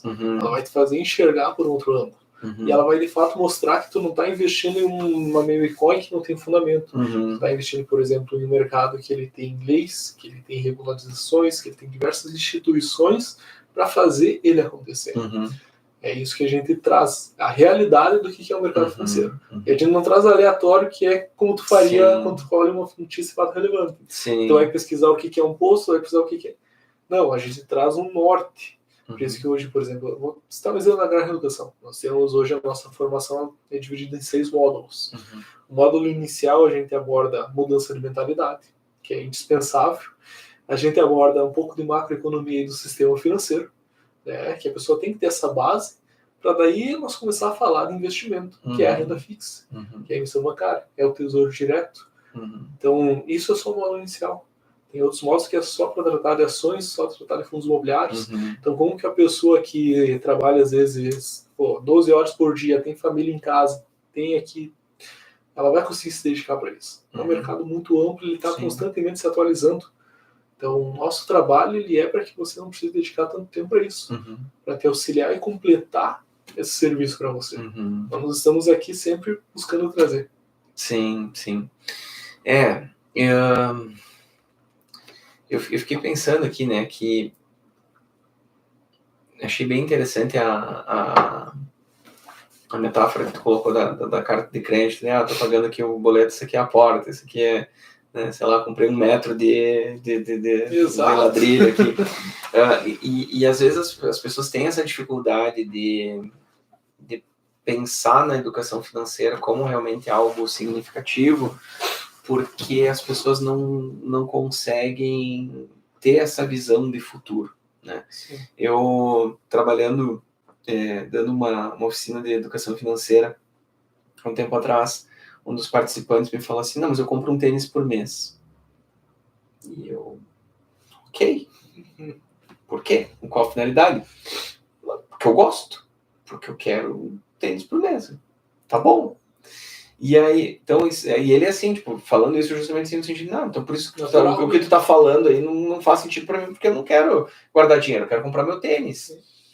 E aí eu falei pra ele assim, cara, mas a educação financeira não é sobre tu comprar um tênis por ano. É sobre se tu tem a possibilidade de comprar um tênis por mês, por que não compra um tênis um mês sim e um mês não? Por que não um mês sim e 2 meses não? Por que não 4 tênis por ano? Ou que seja 6? É, gerenciamento, né? Entende? Para pensar no futuro. Aí, ele era um rapaz mais jovem e na turma tinha pessoas mais velhas. E em um outro momento, alguém falou assim, pois é, porque o dentista, quanto eu gastei, eu falei, pois é, fala para ele quanto que tu tá gastando de dentista agora, na idade que tu tá, que as pessoas ficam mais velhas, elas precisam bastante de dentista. Então as pessoas não têm essa visão do futuro, elas não têm esse quadro do futuro de, eu vou precisar ter dinheiro para resolver problemas que hoje eu não tenho. E aí vão chegar lá na situação e não vão ter essa perspectiva. Daí eu comentei no início, o brasileiro é um povo imediatista. Uhum. Não adianta. Porque se lá na frente precisar de dinheiro, eu vou atrás de um banco, pego um empréstimo, um financiamento e aí eu tenho que pagar alguma coisa para eles. Mas eu não sei o que é aquelas taxas, eu não sei o que é o CDI, que eles não estão me cobrando, mas não estão me cobrando. Sim. E eu vou pagar. Tudo bem, eu paro de pagar meu tênis e começo a pagar ativo. E aí eles acabam fazendo essa troca. É por isso que a pessoa, quando começa a ganhar um pouco mais, ela não busca investir. Ela simplesmente faz uma dívida. Sim. E tem pessoas que só se organizam dessa forma. Sim. Então hoje nós temos que ser inovadores no mercado financeiro e trazer alguma solução para que ela possa investir através de dívidas. Sim. Que de certa forma é um consórcio. Ele não é uma dívida, mas é um boleto todo mês que tem que pagar. E algumas pessoas precisam ter isso. Então o trabalho é se adaptar a isso. Tu mencionou aqui que tu estava dando uma palestra e na hora eu lembrei da minha primeira palestra que eu acompanhei do seu Adeval. Eu estava lá. Na época eu fazia um curso técnico em mecânica e nós fomos convidados para ir, vamos lá, conhecer, né? Nem sabia que tinha esse tipo de coisa aqui na cidade, que incrível, fui lá. Depois não parei mais de perseguir eles, né? Mas tudo bem. E o Adeval recebeu uma pergunta na palestra que o cara ele tinha por volta dos 50 anos e ele pediu quanto que eu tenho que investir para ser milionário daqui a 5 anos. O Adeval respondeu ele, enfim. E ele rebateu com uma pergunta. Mas se tu começar a investir isso hoje, o teu filho que está aí do teu lado, com a tua idade, vai ser milionário. Pô, cara, hoje, beleza, para mim é um pouco tarde. Mas meu filho ainda tem toda a vida pela frente. Por que eu vou deixar ele se virar sozinho se eu posso auxiliar nesse caminho? Então a gente sempre tem que acabar olhando para essa perspectiva, não adianta. Sim, sim. Que a gente volta para a questão também da própria questão de sucessão, que a gente não quer se preocupar com isso agora, mas aí lá na frente, daqui a pouco vai acabar tendo que pagar muito mais por coisas que daqui a pouco poderia estar organizando melhor agora, né? A gente tem pego no pé aqui na nossa conversa do povo brasileiro, mas tem um exemplo que é engraçado, que tem um episódio dos Simpsons que o Homer resolve botar vodka na maionese. E a Marge olha assim e fala, Homer, acho que isso não é uma boa ideia. E ele responde, isso é um problema pro Homer de manhã. Né? E eu acho que tem muita gente tomando vodka com maionese aí no Brasil, né? No mundo de maneira geral, mas no Brasil a gente tem muito isso, né? As pessoas estão ali, não estão se preocupando muito com o amanhã, porque as pessoas têm muito aquela lógica, eu não sei o que vai acontecer amanhã. Né?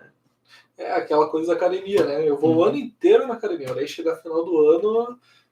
Bom, eu fui o ano inteiro na academia para isso.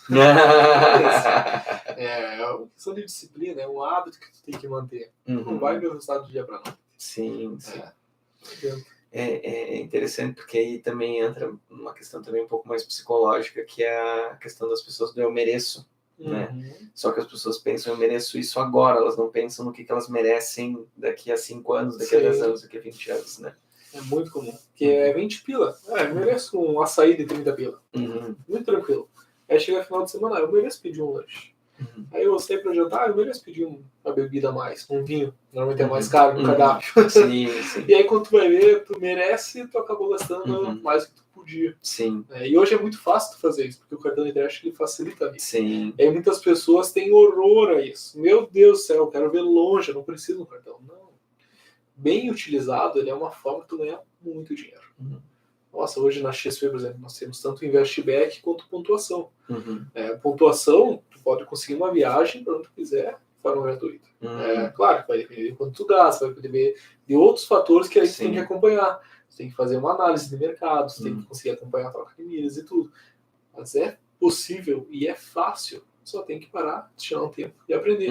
Ou contratar alguém que já faça para te auxiliar. Então vai tudo de tu ter aquele interesse, tu começar a pesquisar uma alternativa. Porque a gente aborda hoje, comentou ali que às vezes não é parar de comprar um tênis, comprar só um tênis por ano. Não é isso. É que nem tu não vai, para te conseguir investir, parar de assinar Netflix. Ou parar de ter uma compra esse, um momento esse em casa com a família, aproveitar. Não, é tu conseguir administrar todos esses fatores para que lá na frente tu tenha ainda mais desses momentos, tu possa aproveitar ainda mais. Tudo parte do básico, tudo parte do início. Separar primeiro, paga esse mesmo. Sim. Eu até ia te perguntar, assim, né? Lógico, de certa forma, talvez tu já me respondeu agora, mas até vou perguntar para de repente poder expandir um pouquinho mais, porque realmente, às vezes as pessoas têm essa visão do... Até hoje a gente vê... Eu não sei se... Eu vi alguma coisa nas redes sociais, não sei se foi da XP ou se foi de algum influenciador, alguma coisa, mas que diz, né, como chegar no primeiro milhão sem cortar o cafezinho, uma coisa assim, porque muitas vezes as pessoas têm essa visão realmente de que para eu daqui a pouco poder economizar, para eu poder construir esse futuro mais, enfim, um futuro mais próspero, eu vou precisar sacrificar muita coisa hoje. E como é que, na tua percepção, assim, as pessoas podem, né, cuidar do seu futuro, mas ao mesmo tempo poder saborear o presente? Aí eu entro naquela questão, o FGTS, né, Previdência. Todo mundo contribui, mas contribui por quê? Porque não é opcional. É que nem... Por que o livro diz para te pagar assim mesmo primeiro? Cara, porque se eu não pagar a conta do meu celular, eles vão me encher o saco. Eles vão me mandar mensagem, eles vão me ligar, eles vão cortar a minha internet depois, nos piores casos. Então, eu vou pagar. Agora, se eu deixar de investir em uma coisa para mim, quem que vai me cobrar? Eu não vou me cobrar por isso. Então, por isso que tem que priorizar você mesmo. Então, eu tenho um salário de 3 mil reais. Meu padrão de vida é de 3.500? Não. É de 3 mil? Também não. Tem que sempre manter um padrão de vida abaixo do que tu ganha, porque em algum momento, se aparecer uma emergência, tu tem que ter um fundo para isso. Ou aparecer uma oportunidade, tu tem que ter um recurso para te poder destinar para isso.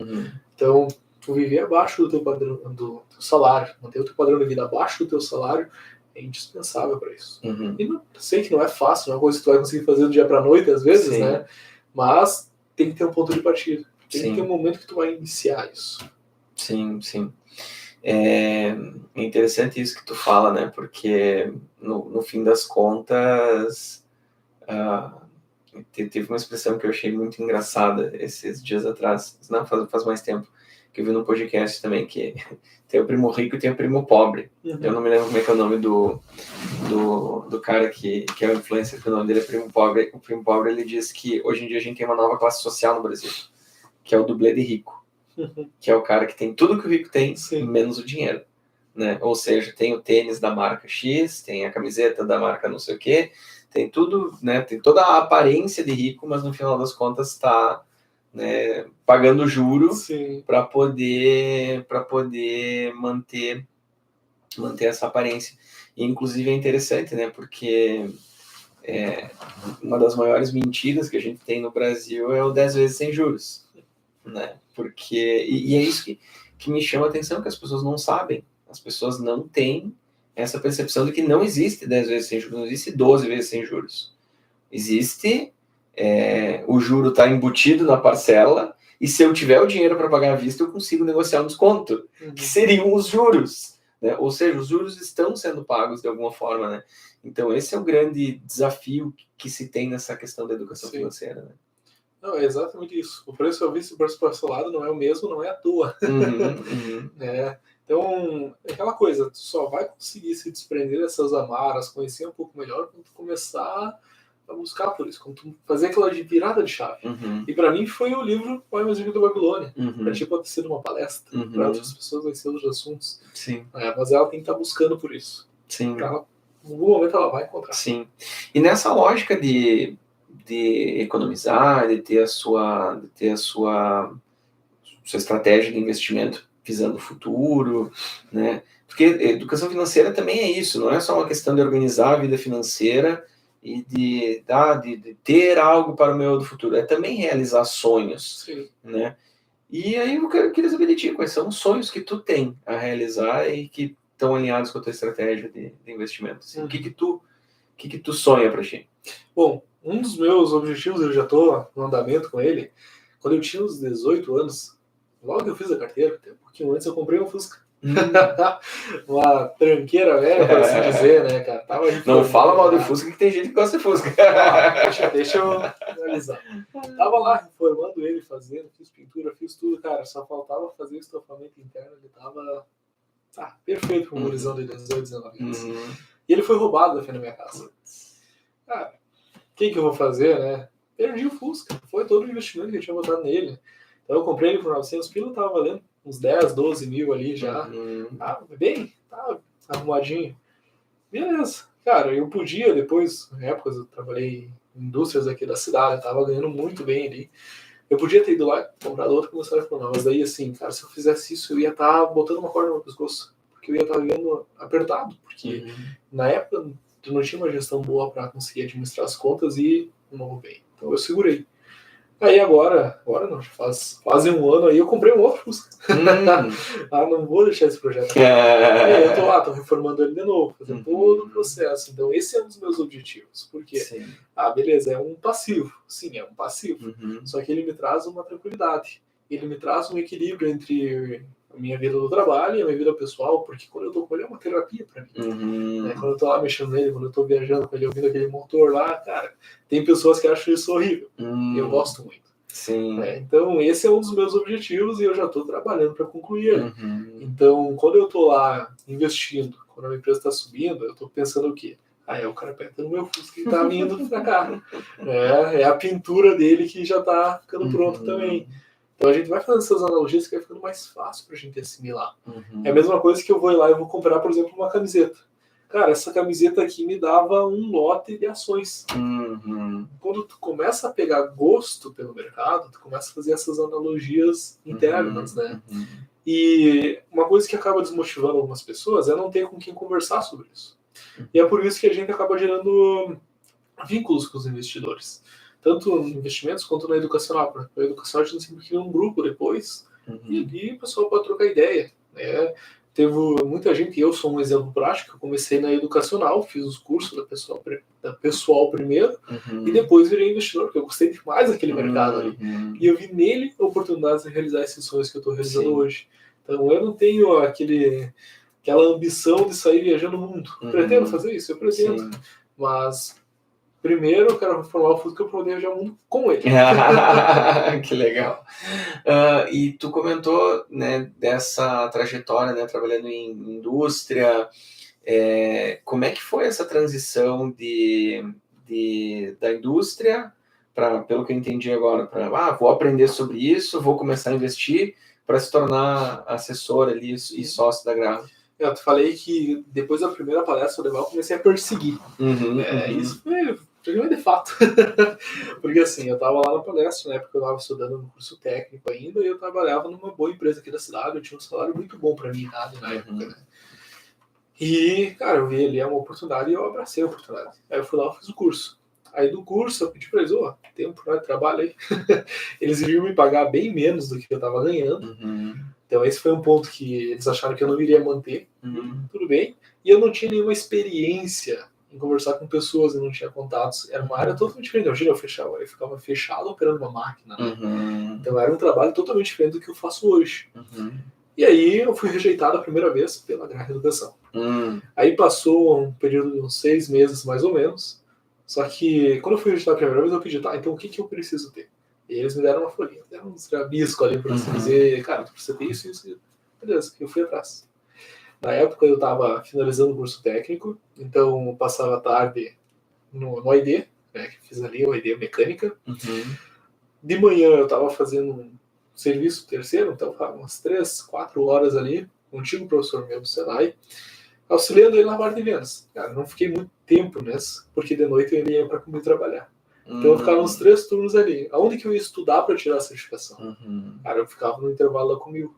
Então era 10, 15 minutos, uma hora que sobrava da janta, e eu tava ali, porque eu trabalhava na noite na época. Então foi um processo assim, que demorou uns 6 meses. Claro que não fiquei 6 meses nesse ritmo, né, porque não dá para aguentar. Mas que depois de 6 meses eu fui chamado por eles, bati na porta de novo, para educacional, e daí, cara, eu já tinha Angkor, já tinha feito muito figura, já tinha me aperfeiçoado, eu já não servia mais para vaga da educacional. Mas aí a gente conversou, e deu uma pausa. Então, tu vai vir mais alguém para os investimentos. Aí passou mais um período de tempo ali, uns 4, 5 meses também, e aí eu ingressei de vez. Então essa foi a transformação para mim chegar a trabalhar com o pessoal ali nos investimentos. Só que daí quando eu cheguei nos investimentos, eu pensei, não, eu tenho que conhecer de tudo. E aí eu estudava muito sobre o mercado, acompanhava tudo que era notícia que saía, e era muito engajado nessa parte. Só que daí eu comecei a perceber que o meu trabalho era lidar com pessoas. Então eu tinha que ter um tato muito maior de como explicar isso para ela. Porque eu, às vezes, chegar a falar de liquidez, a pessoa não sabe o que era. Então é um constante processo de adaptação. A gente está sempre melhorando, a gente está sempre buscando evoluir. Isso daí foi a maior virada de chave que eu tive. Perceber que o mercado financeiro ele é de fato sobre as pessoas, a gente só percebeu na prática. Sim. Porque por isso que às vezes nós temos um estado dentro do mercado que diz que sobe no boato e cai no fato. É isso que acontece com as ações. Sim. Tem o boato que vai ser então ativo, começa a subir. Aí sai de fato, saiu. Estagna ou desce. É normal da gente ver isso aí acontecer. Então não tem uma justificação lógica. Por que não tem uma justificação lógica? As pessoas não são sempre lógicas. Elas seguem isso. Sim. Então, conseguir me adaptar para isso foi uma grande chave.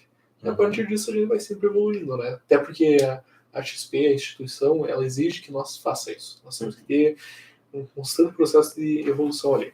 Todo ano nós temos uma cota de cursos a cumprir para aperfeiçoamento, tanto comportamental quanto técnico. Então a gente está sempre melhorando. E isso daí só acaba me motivando ainda mais. Não só por eu estar com pessoas que eu sempre quis andar junto, né, por assim dizer.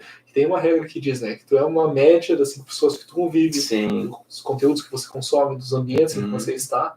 Então eu consegui melhorar isso, eu consegui me melhorar. Então, ao mesmo tempo que eu tô lá trabalhando 12, às vezes 20 horas por dia, que a gente às vezes não para, né? Às vezes quando não tá no escritório, a cabeça não para de pensar ali, também tá trazendo uma satisfação pessoal pra gente. Então essa paixão pelo trabalho foi o que me motivou a passar aquelas noites quase em claro lá atrás. É uma evolução constante, né? Cara, que bacana ouvir tua história, assim, porque eu tenho para mim que a gente tem uma lacuna muito grande enquanto nação e sei lá se é por causa das redes sociais ou por causa da polarização política, enfim, mas parece que às vezes é feio contar a tua história de sucesso, sabe? E quando na verdade isso é uma história interessante para poder inspirar outras pessoas, né? Porque senão fica aquela coisa assim, não, porque não tem como, porque eu não consigo, porque eu não posso, porque não dá. Tu contando ali, cara, tipo, eu ficava 3 turnos ali trabalhando e estudando, enfim, e persistindo, que muitas pessoas não têm persistência também, né, de, eu quero ir por esse caminho, e a pessoa vai lá, recebe o primeiro não, então não vai dar certo, então não tem como.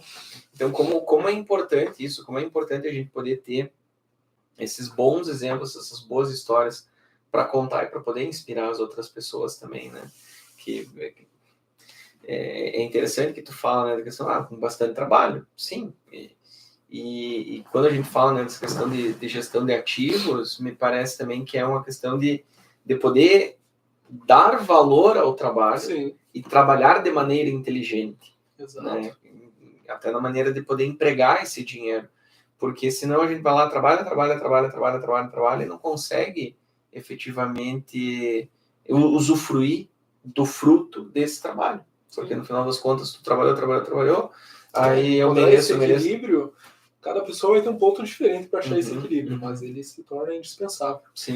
O meu equilíbrio, cara, no passado, comprei um Fusca. Eu vi que estava focado no trabalho e eu só tinha isso na minha vida. Aí eu comecei a cobrir Fusca. Eu fui atrás de outros frentes, por exemplo, eu comecei a participar de uma instituição voluntária aqui na cidade, né, o Rotaract. E aquilo ali me abriu muitas portas.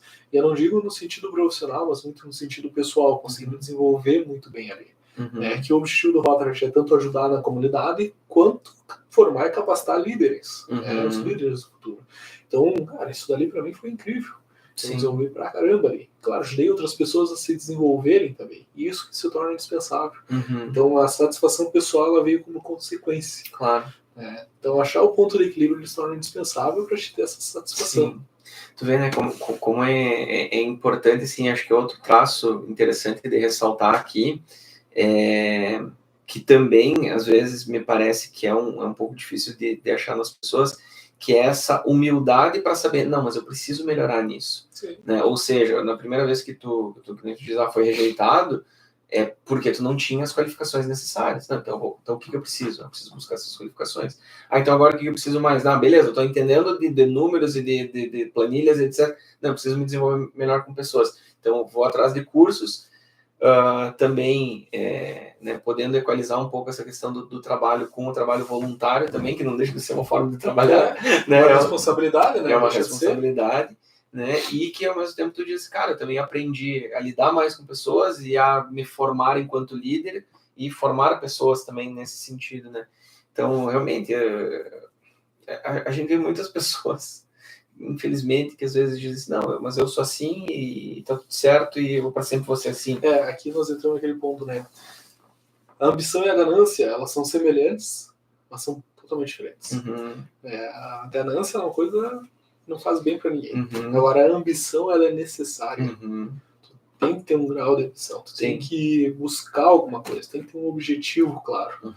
É ele que vai te motivar a sair da cama de manhã para te chegar onde tu quer hoje. Eu, por exemplo, quando eu estou trabalhando, eu tenho tanto no escritório, bem acomodado, quanto em casa. Eu tenho um cantinho lá também que eu organizo, né? E aqui tem o meu computador, e aqui para cima eu tenho os quadros e os desenhos que meus irmãos e minhas sobrinhas. Então, cara, é o tipo de coisa que é um dos motivos que eu faço isso. É uma das ambições que eu tenho, que eles não tenham passado porque eu passei. Claro, eles não vão passar. Claro, é outra realidade, meus pais, é outra vida. Só que eu comecei a trabalhar muito cedo. Eu comecei com 13 anos, 14 ali, eu já estava ajudando em casa. E eu gostava. Ajudava pouco. Não vou dizer que era muito, não era. Ajudava pouco. Mas que lá fiz muito bem. Peguei muito estrada de chão, né? Hoje em dia o pessoal não acredita quando eu digo a idade que eu tenho. Mas tudo bem. A gente vai se adaptando. E o objetivo é sempre ter uma coisa melhor. Então eu tenho essa fase, eu quero focar nisso para depois lá na frente poder entregar o melhor possível para todos. Que legal. E esse é o outro, mais uma vez vou tangenciar aqui pelas beiradas das polêmicas, mas é outra questão que às vezes essa polarização, vou ser um pouco mais obtuso aqui, essa polarização idiotizante que a gente está vivendo, não permite a gente enxergar a importância do indivíduo para a comunidade. Que isso que tu está falando é tão importante, que é o seguinte: se tu cuidar da tua vida, tu vai melhorar a vida dos teus pais, dos teus irmãos, dos teus filhos, do teu bairro, da tua cidade, do mundo, entende? Tudo começa no indivíduo. E às vezes as pessoas querem cortar as duas pernas do indivíduo e dizer, não, tu vai fazer como todo mundo, né? E muito, muito bacana ouvir aquele ponto, né? Pô, eu sofro de insônia, eu tô sempre tendo refluxo. O que eu posso fazer melhor? De repente eu comecei a fazer exercício físico, comecei a me alimentar melhor e sumiu a insônia. Então é uma consequência. Tu estar bem consigo mesmo vai refletir nas outras áreas. Eu não sou muito próximo de ficar conversando o tempo inteiro com todas as pessoas. Mas, pô, professor, uma coisa, professor, estou algo, a gente dá um jeito de resolver e faz acontecer de fato. Então, cada um tem suas particularidades. É achar o ponto de equilíbrio e seguir adiante. Sim, com certeza. E lógico, né? Cada um tem a sua jornada, a gente não pode pegar e apontar o dedo e dizer assim, tu tem que fazer isso, eu tenho que fazer desse jeito. Mas o ponto é que tem algumas coisas que a gente não tem como discutir, que já são provadas ao longo do tempo que dão resultado. Ou seja, cara, se eu quero alguma coisa, eu preciso correr atrás, eu preciso fazer, eu preciso me dedicar. E se eu não sou bom o suficiente agora, Não adianta eu apontar o dedo para a pessoa e dizer assim, tu acha que eu não sou bom? Não, no que eu não sou bom? O que eu posso melhorar? Exato. E ir atrás de melhorar isso para daí poder chegar e alcançar os resultados, né? Sim, sempre vai ter, às vezes, vai ter pessoas que tu não gosta que estão onde você quer estar. Uhum. Pô, alguma coisa certa elas fizeram. Sim. Né? Eu sempre, e eu me orgulho muito disso, mas eu sempre aprendi muito ouvindo os outros. De certa forma, eu também sou muito teimoso ao mesmo tempo. Então, acaba meio que colidindo esses dois pontos aqui. Só que, tipo, a minha teimosia me gerou a insatisfação de onde eu estava antes lá atrás na indústria. Não era um lugar ruim, mas eu queria uma coisa diferente. Então, fui teimoso bastante para discordar de todo mundo que eu conhecia na época e ir atrás de uma coisa nova, 100% nova. Tive muito apoio em casa. Meu pai me apoiou demais, esquisito. Mas foi uma coisa nova. Tem meio todo mundo ali. Aí hoje a gente tá num momento diferente, a gente tá buscando mais. Então, bastante busca nisso, né? Não, com certeza. Não, e lógico, esse é o ponto que, assim, que não digo, eu tenho que dar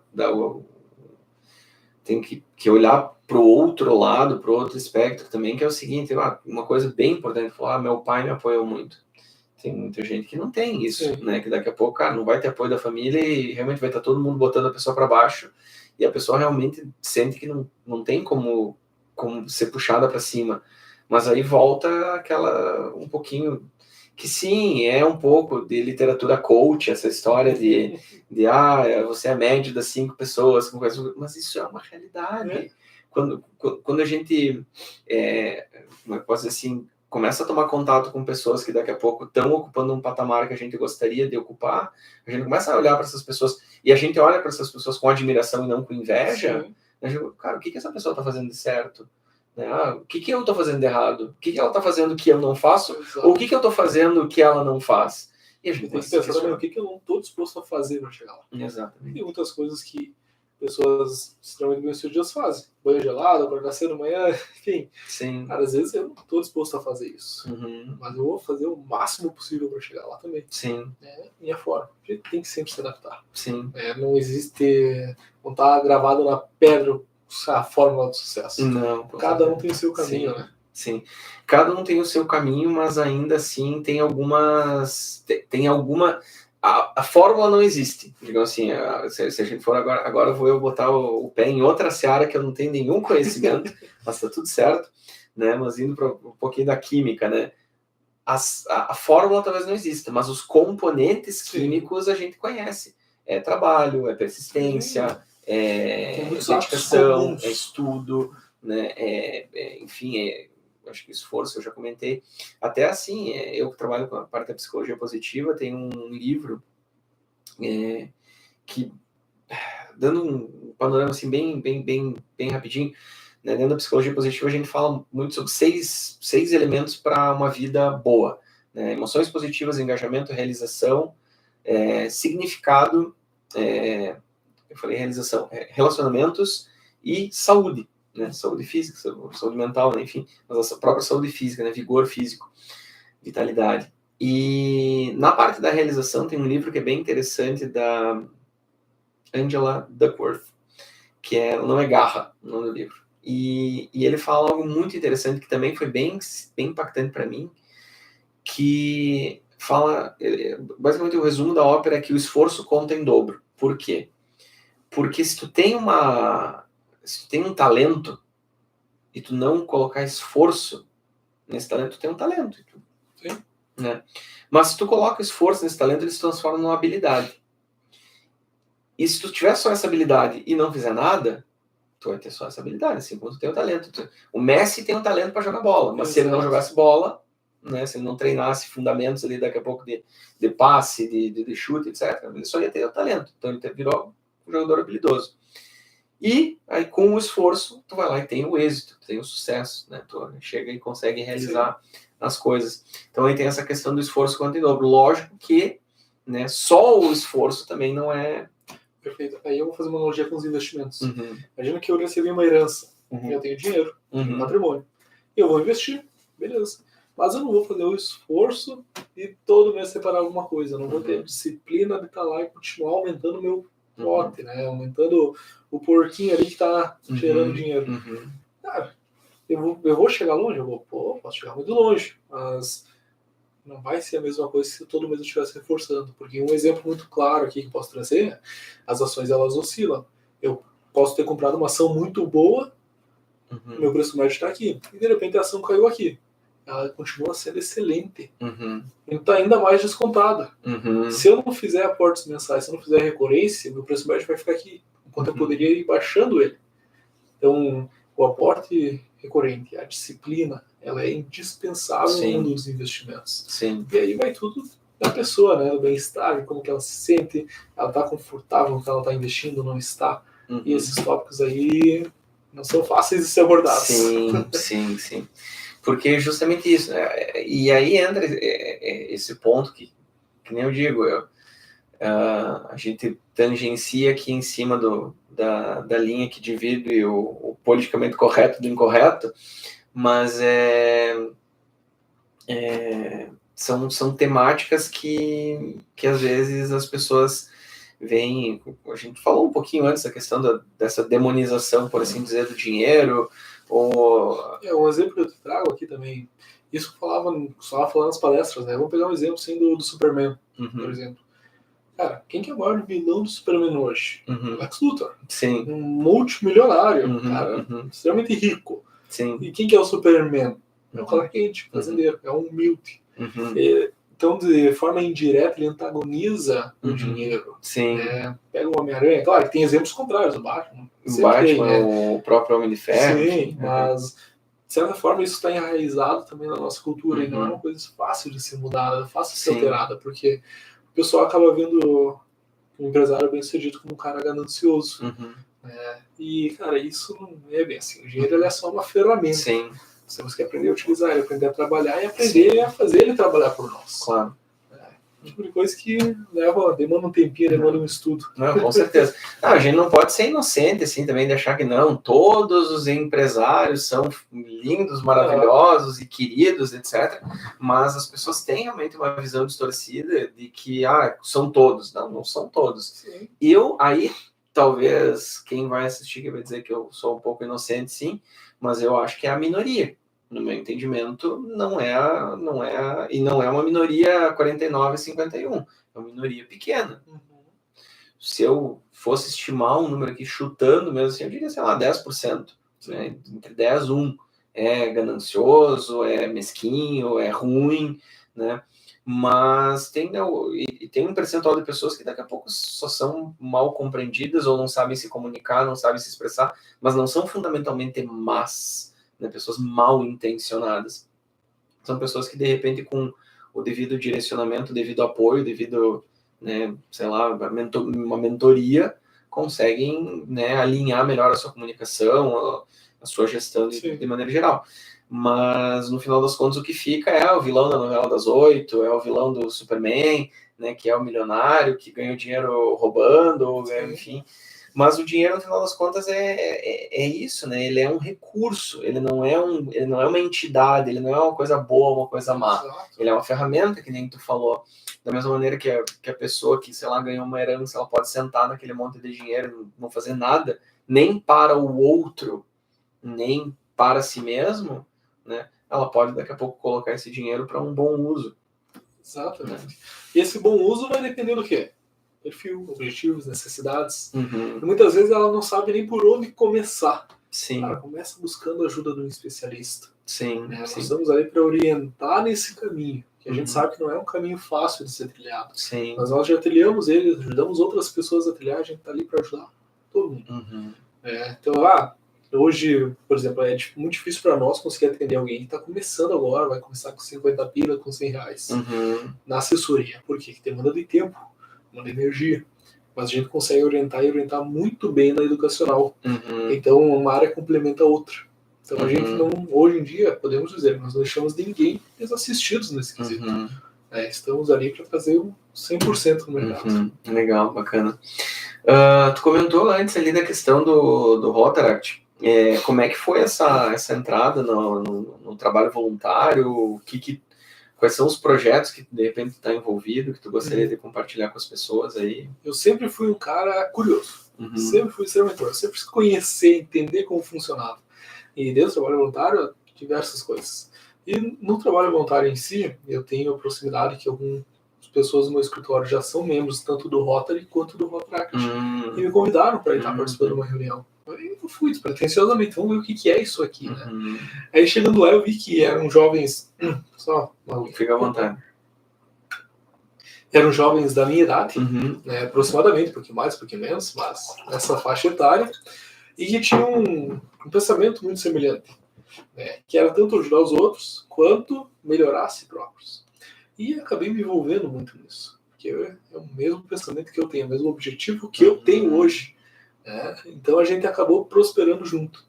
E dentro disso a gente está sempre desenvolvendo projetos, tanto projetos voltados para a comunidade, né, que é o que a gente mais atua aqui, quanto projetos maior alcance, internacionais, que é o que o próprio Rotary faz, e a gente acaba contribuindo de forma indireta, quanto também projetos que a gente sempre busca conseguir um alcance maior.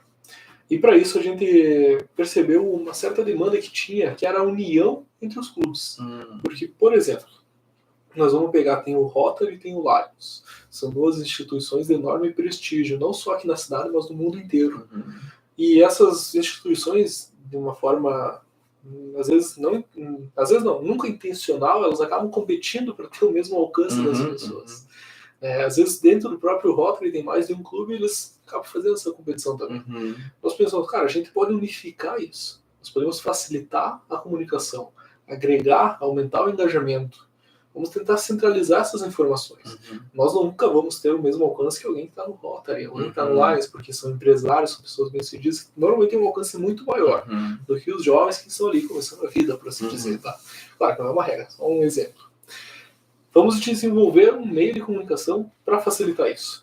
E com isso surgiu a ideia de estar desenvolvendo uma comunidade dentro do próprio WhatsApp, foi intitulada, né, Comunidade de Voluntários, que é um meio de divulgar os projetos e ações que a gente faz. Por exemplo, eu sei que no Rotary eles estão fazendo a arrecadação dos óleos de cozinha, que a gente sabe que não pode descartar em qualquer lugar. Né? Eles tem contrato com uma empresa, eles auxiliam, né, eles fazem a arrecadação, eles recebem R$2, uma coisa assim por litro, um valor pequeno, baixo, e esse valor é transmitido em ações, em projetos. Cara, é uma ação, um projeto fenomenal, muito bom. Por que não trazer isso para nossa cidade, não levar para o pessoal do Lions, não levar para outras cidades ao redor?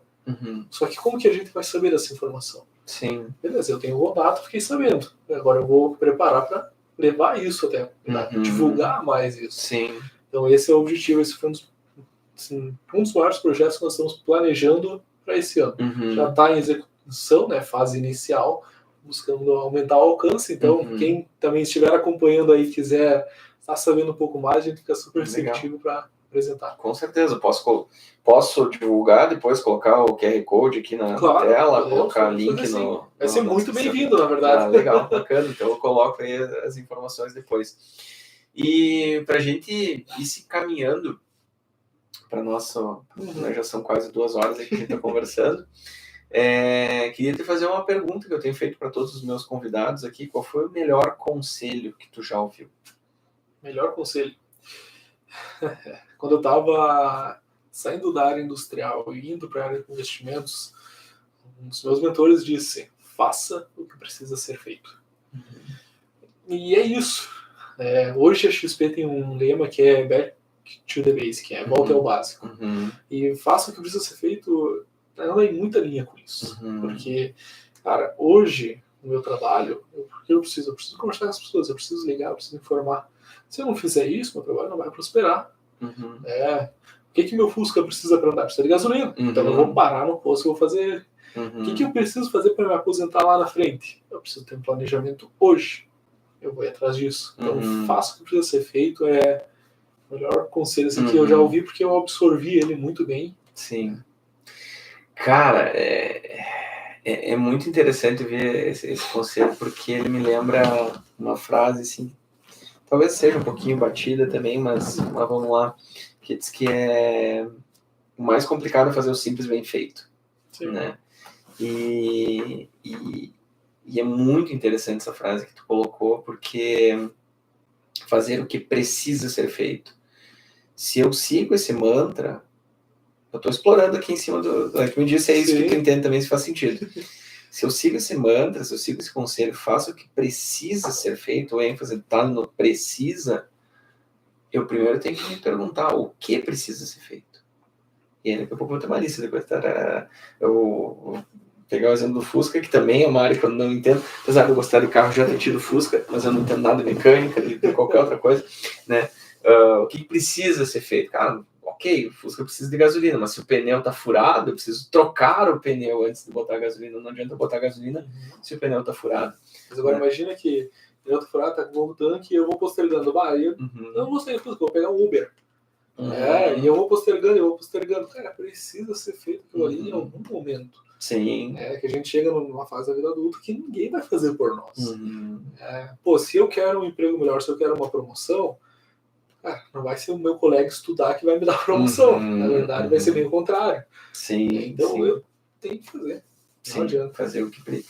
E é isso que eu acho interessante, é justamente definir essa prioridade, né? E nesse exemplo, né, de deixar o Fusca de lado e pegar o Uber, vem um outro ponto também, né, que aí também, né, aí é outra ênfase da frase de faça, né? Não deixe de fazer, né? Porque realmente, se daqui a pouco furou o pneu do Fusca, tá sem gasolina e tu deixa ele encostado lá, ele vai murchar os outros pneus. Vai murchar os outros pneus. Daqui a pouco vai passar um ano, vai passar 5 anos, vai começar a ter outros problemas, enfim. Então, realmente, quantas coisas na nossa vida a gente vai deixando de lado, vai deixando para depois, quando na verdade deveria efetivamente dar a devida atenção nesse momento e fazer o que precisa ser feito. Exato. É igual, para ter um bom equilíbrio entre a vida pessoal e a vida profissional, eu precisava buscar outras frentes. Busca, atrás. Vai atrás, vou buscar. Não adianta ficar falando, não adianta ficar planejando o tempo inteiro. Claro, é indispensável ter uma organização para isso. Mas, cara, fazer é o ponto-chave inicial, o pontapé inicial, ele é indispensável. Com certeza.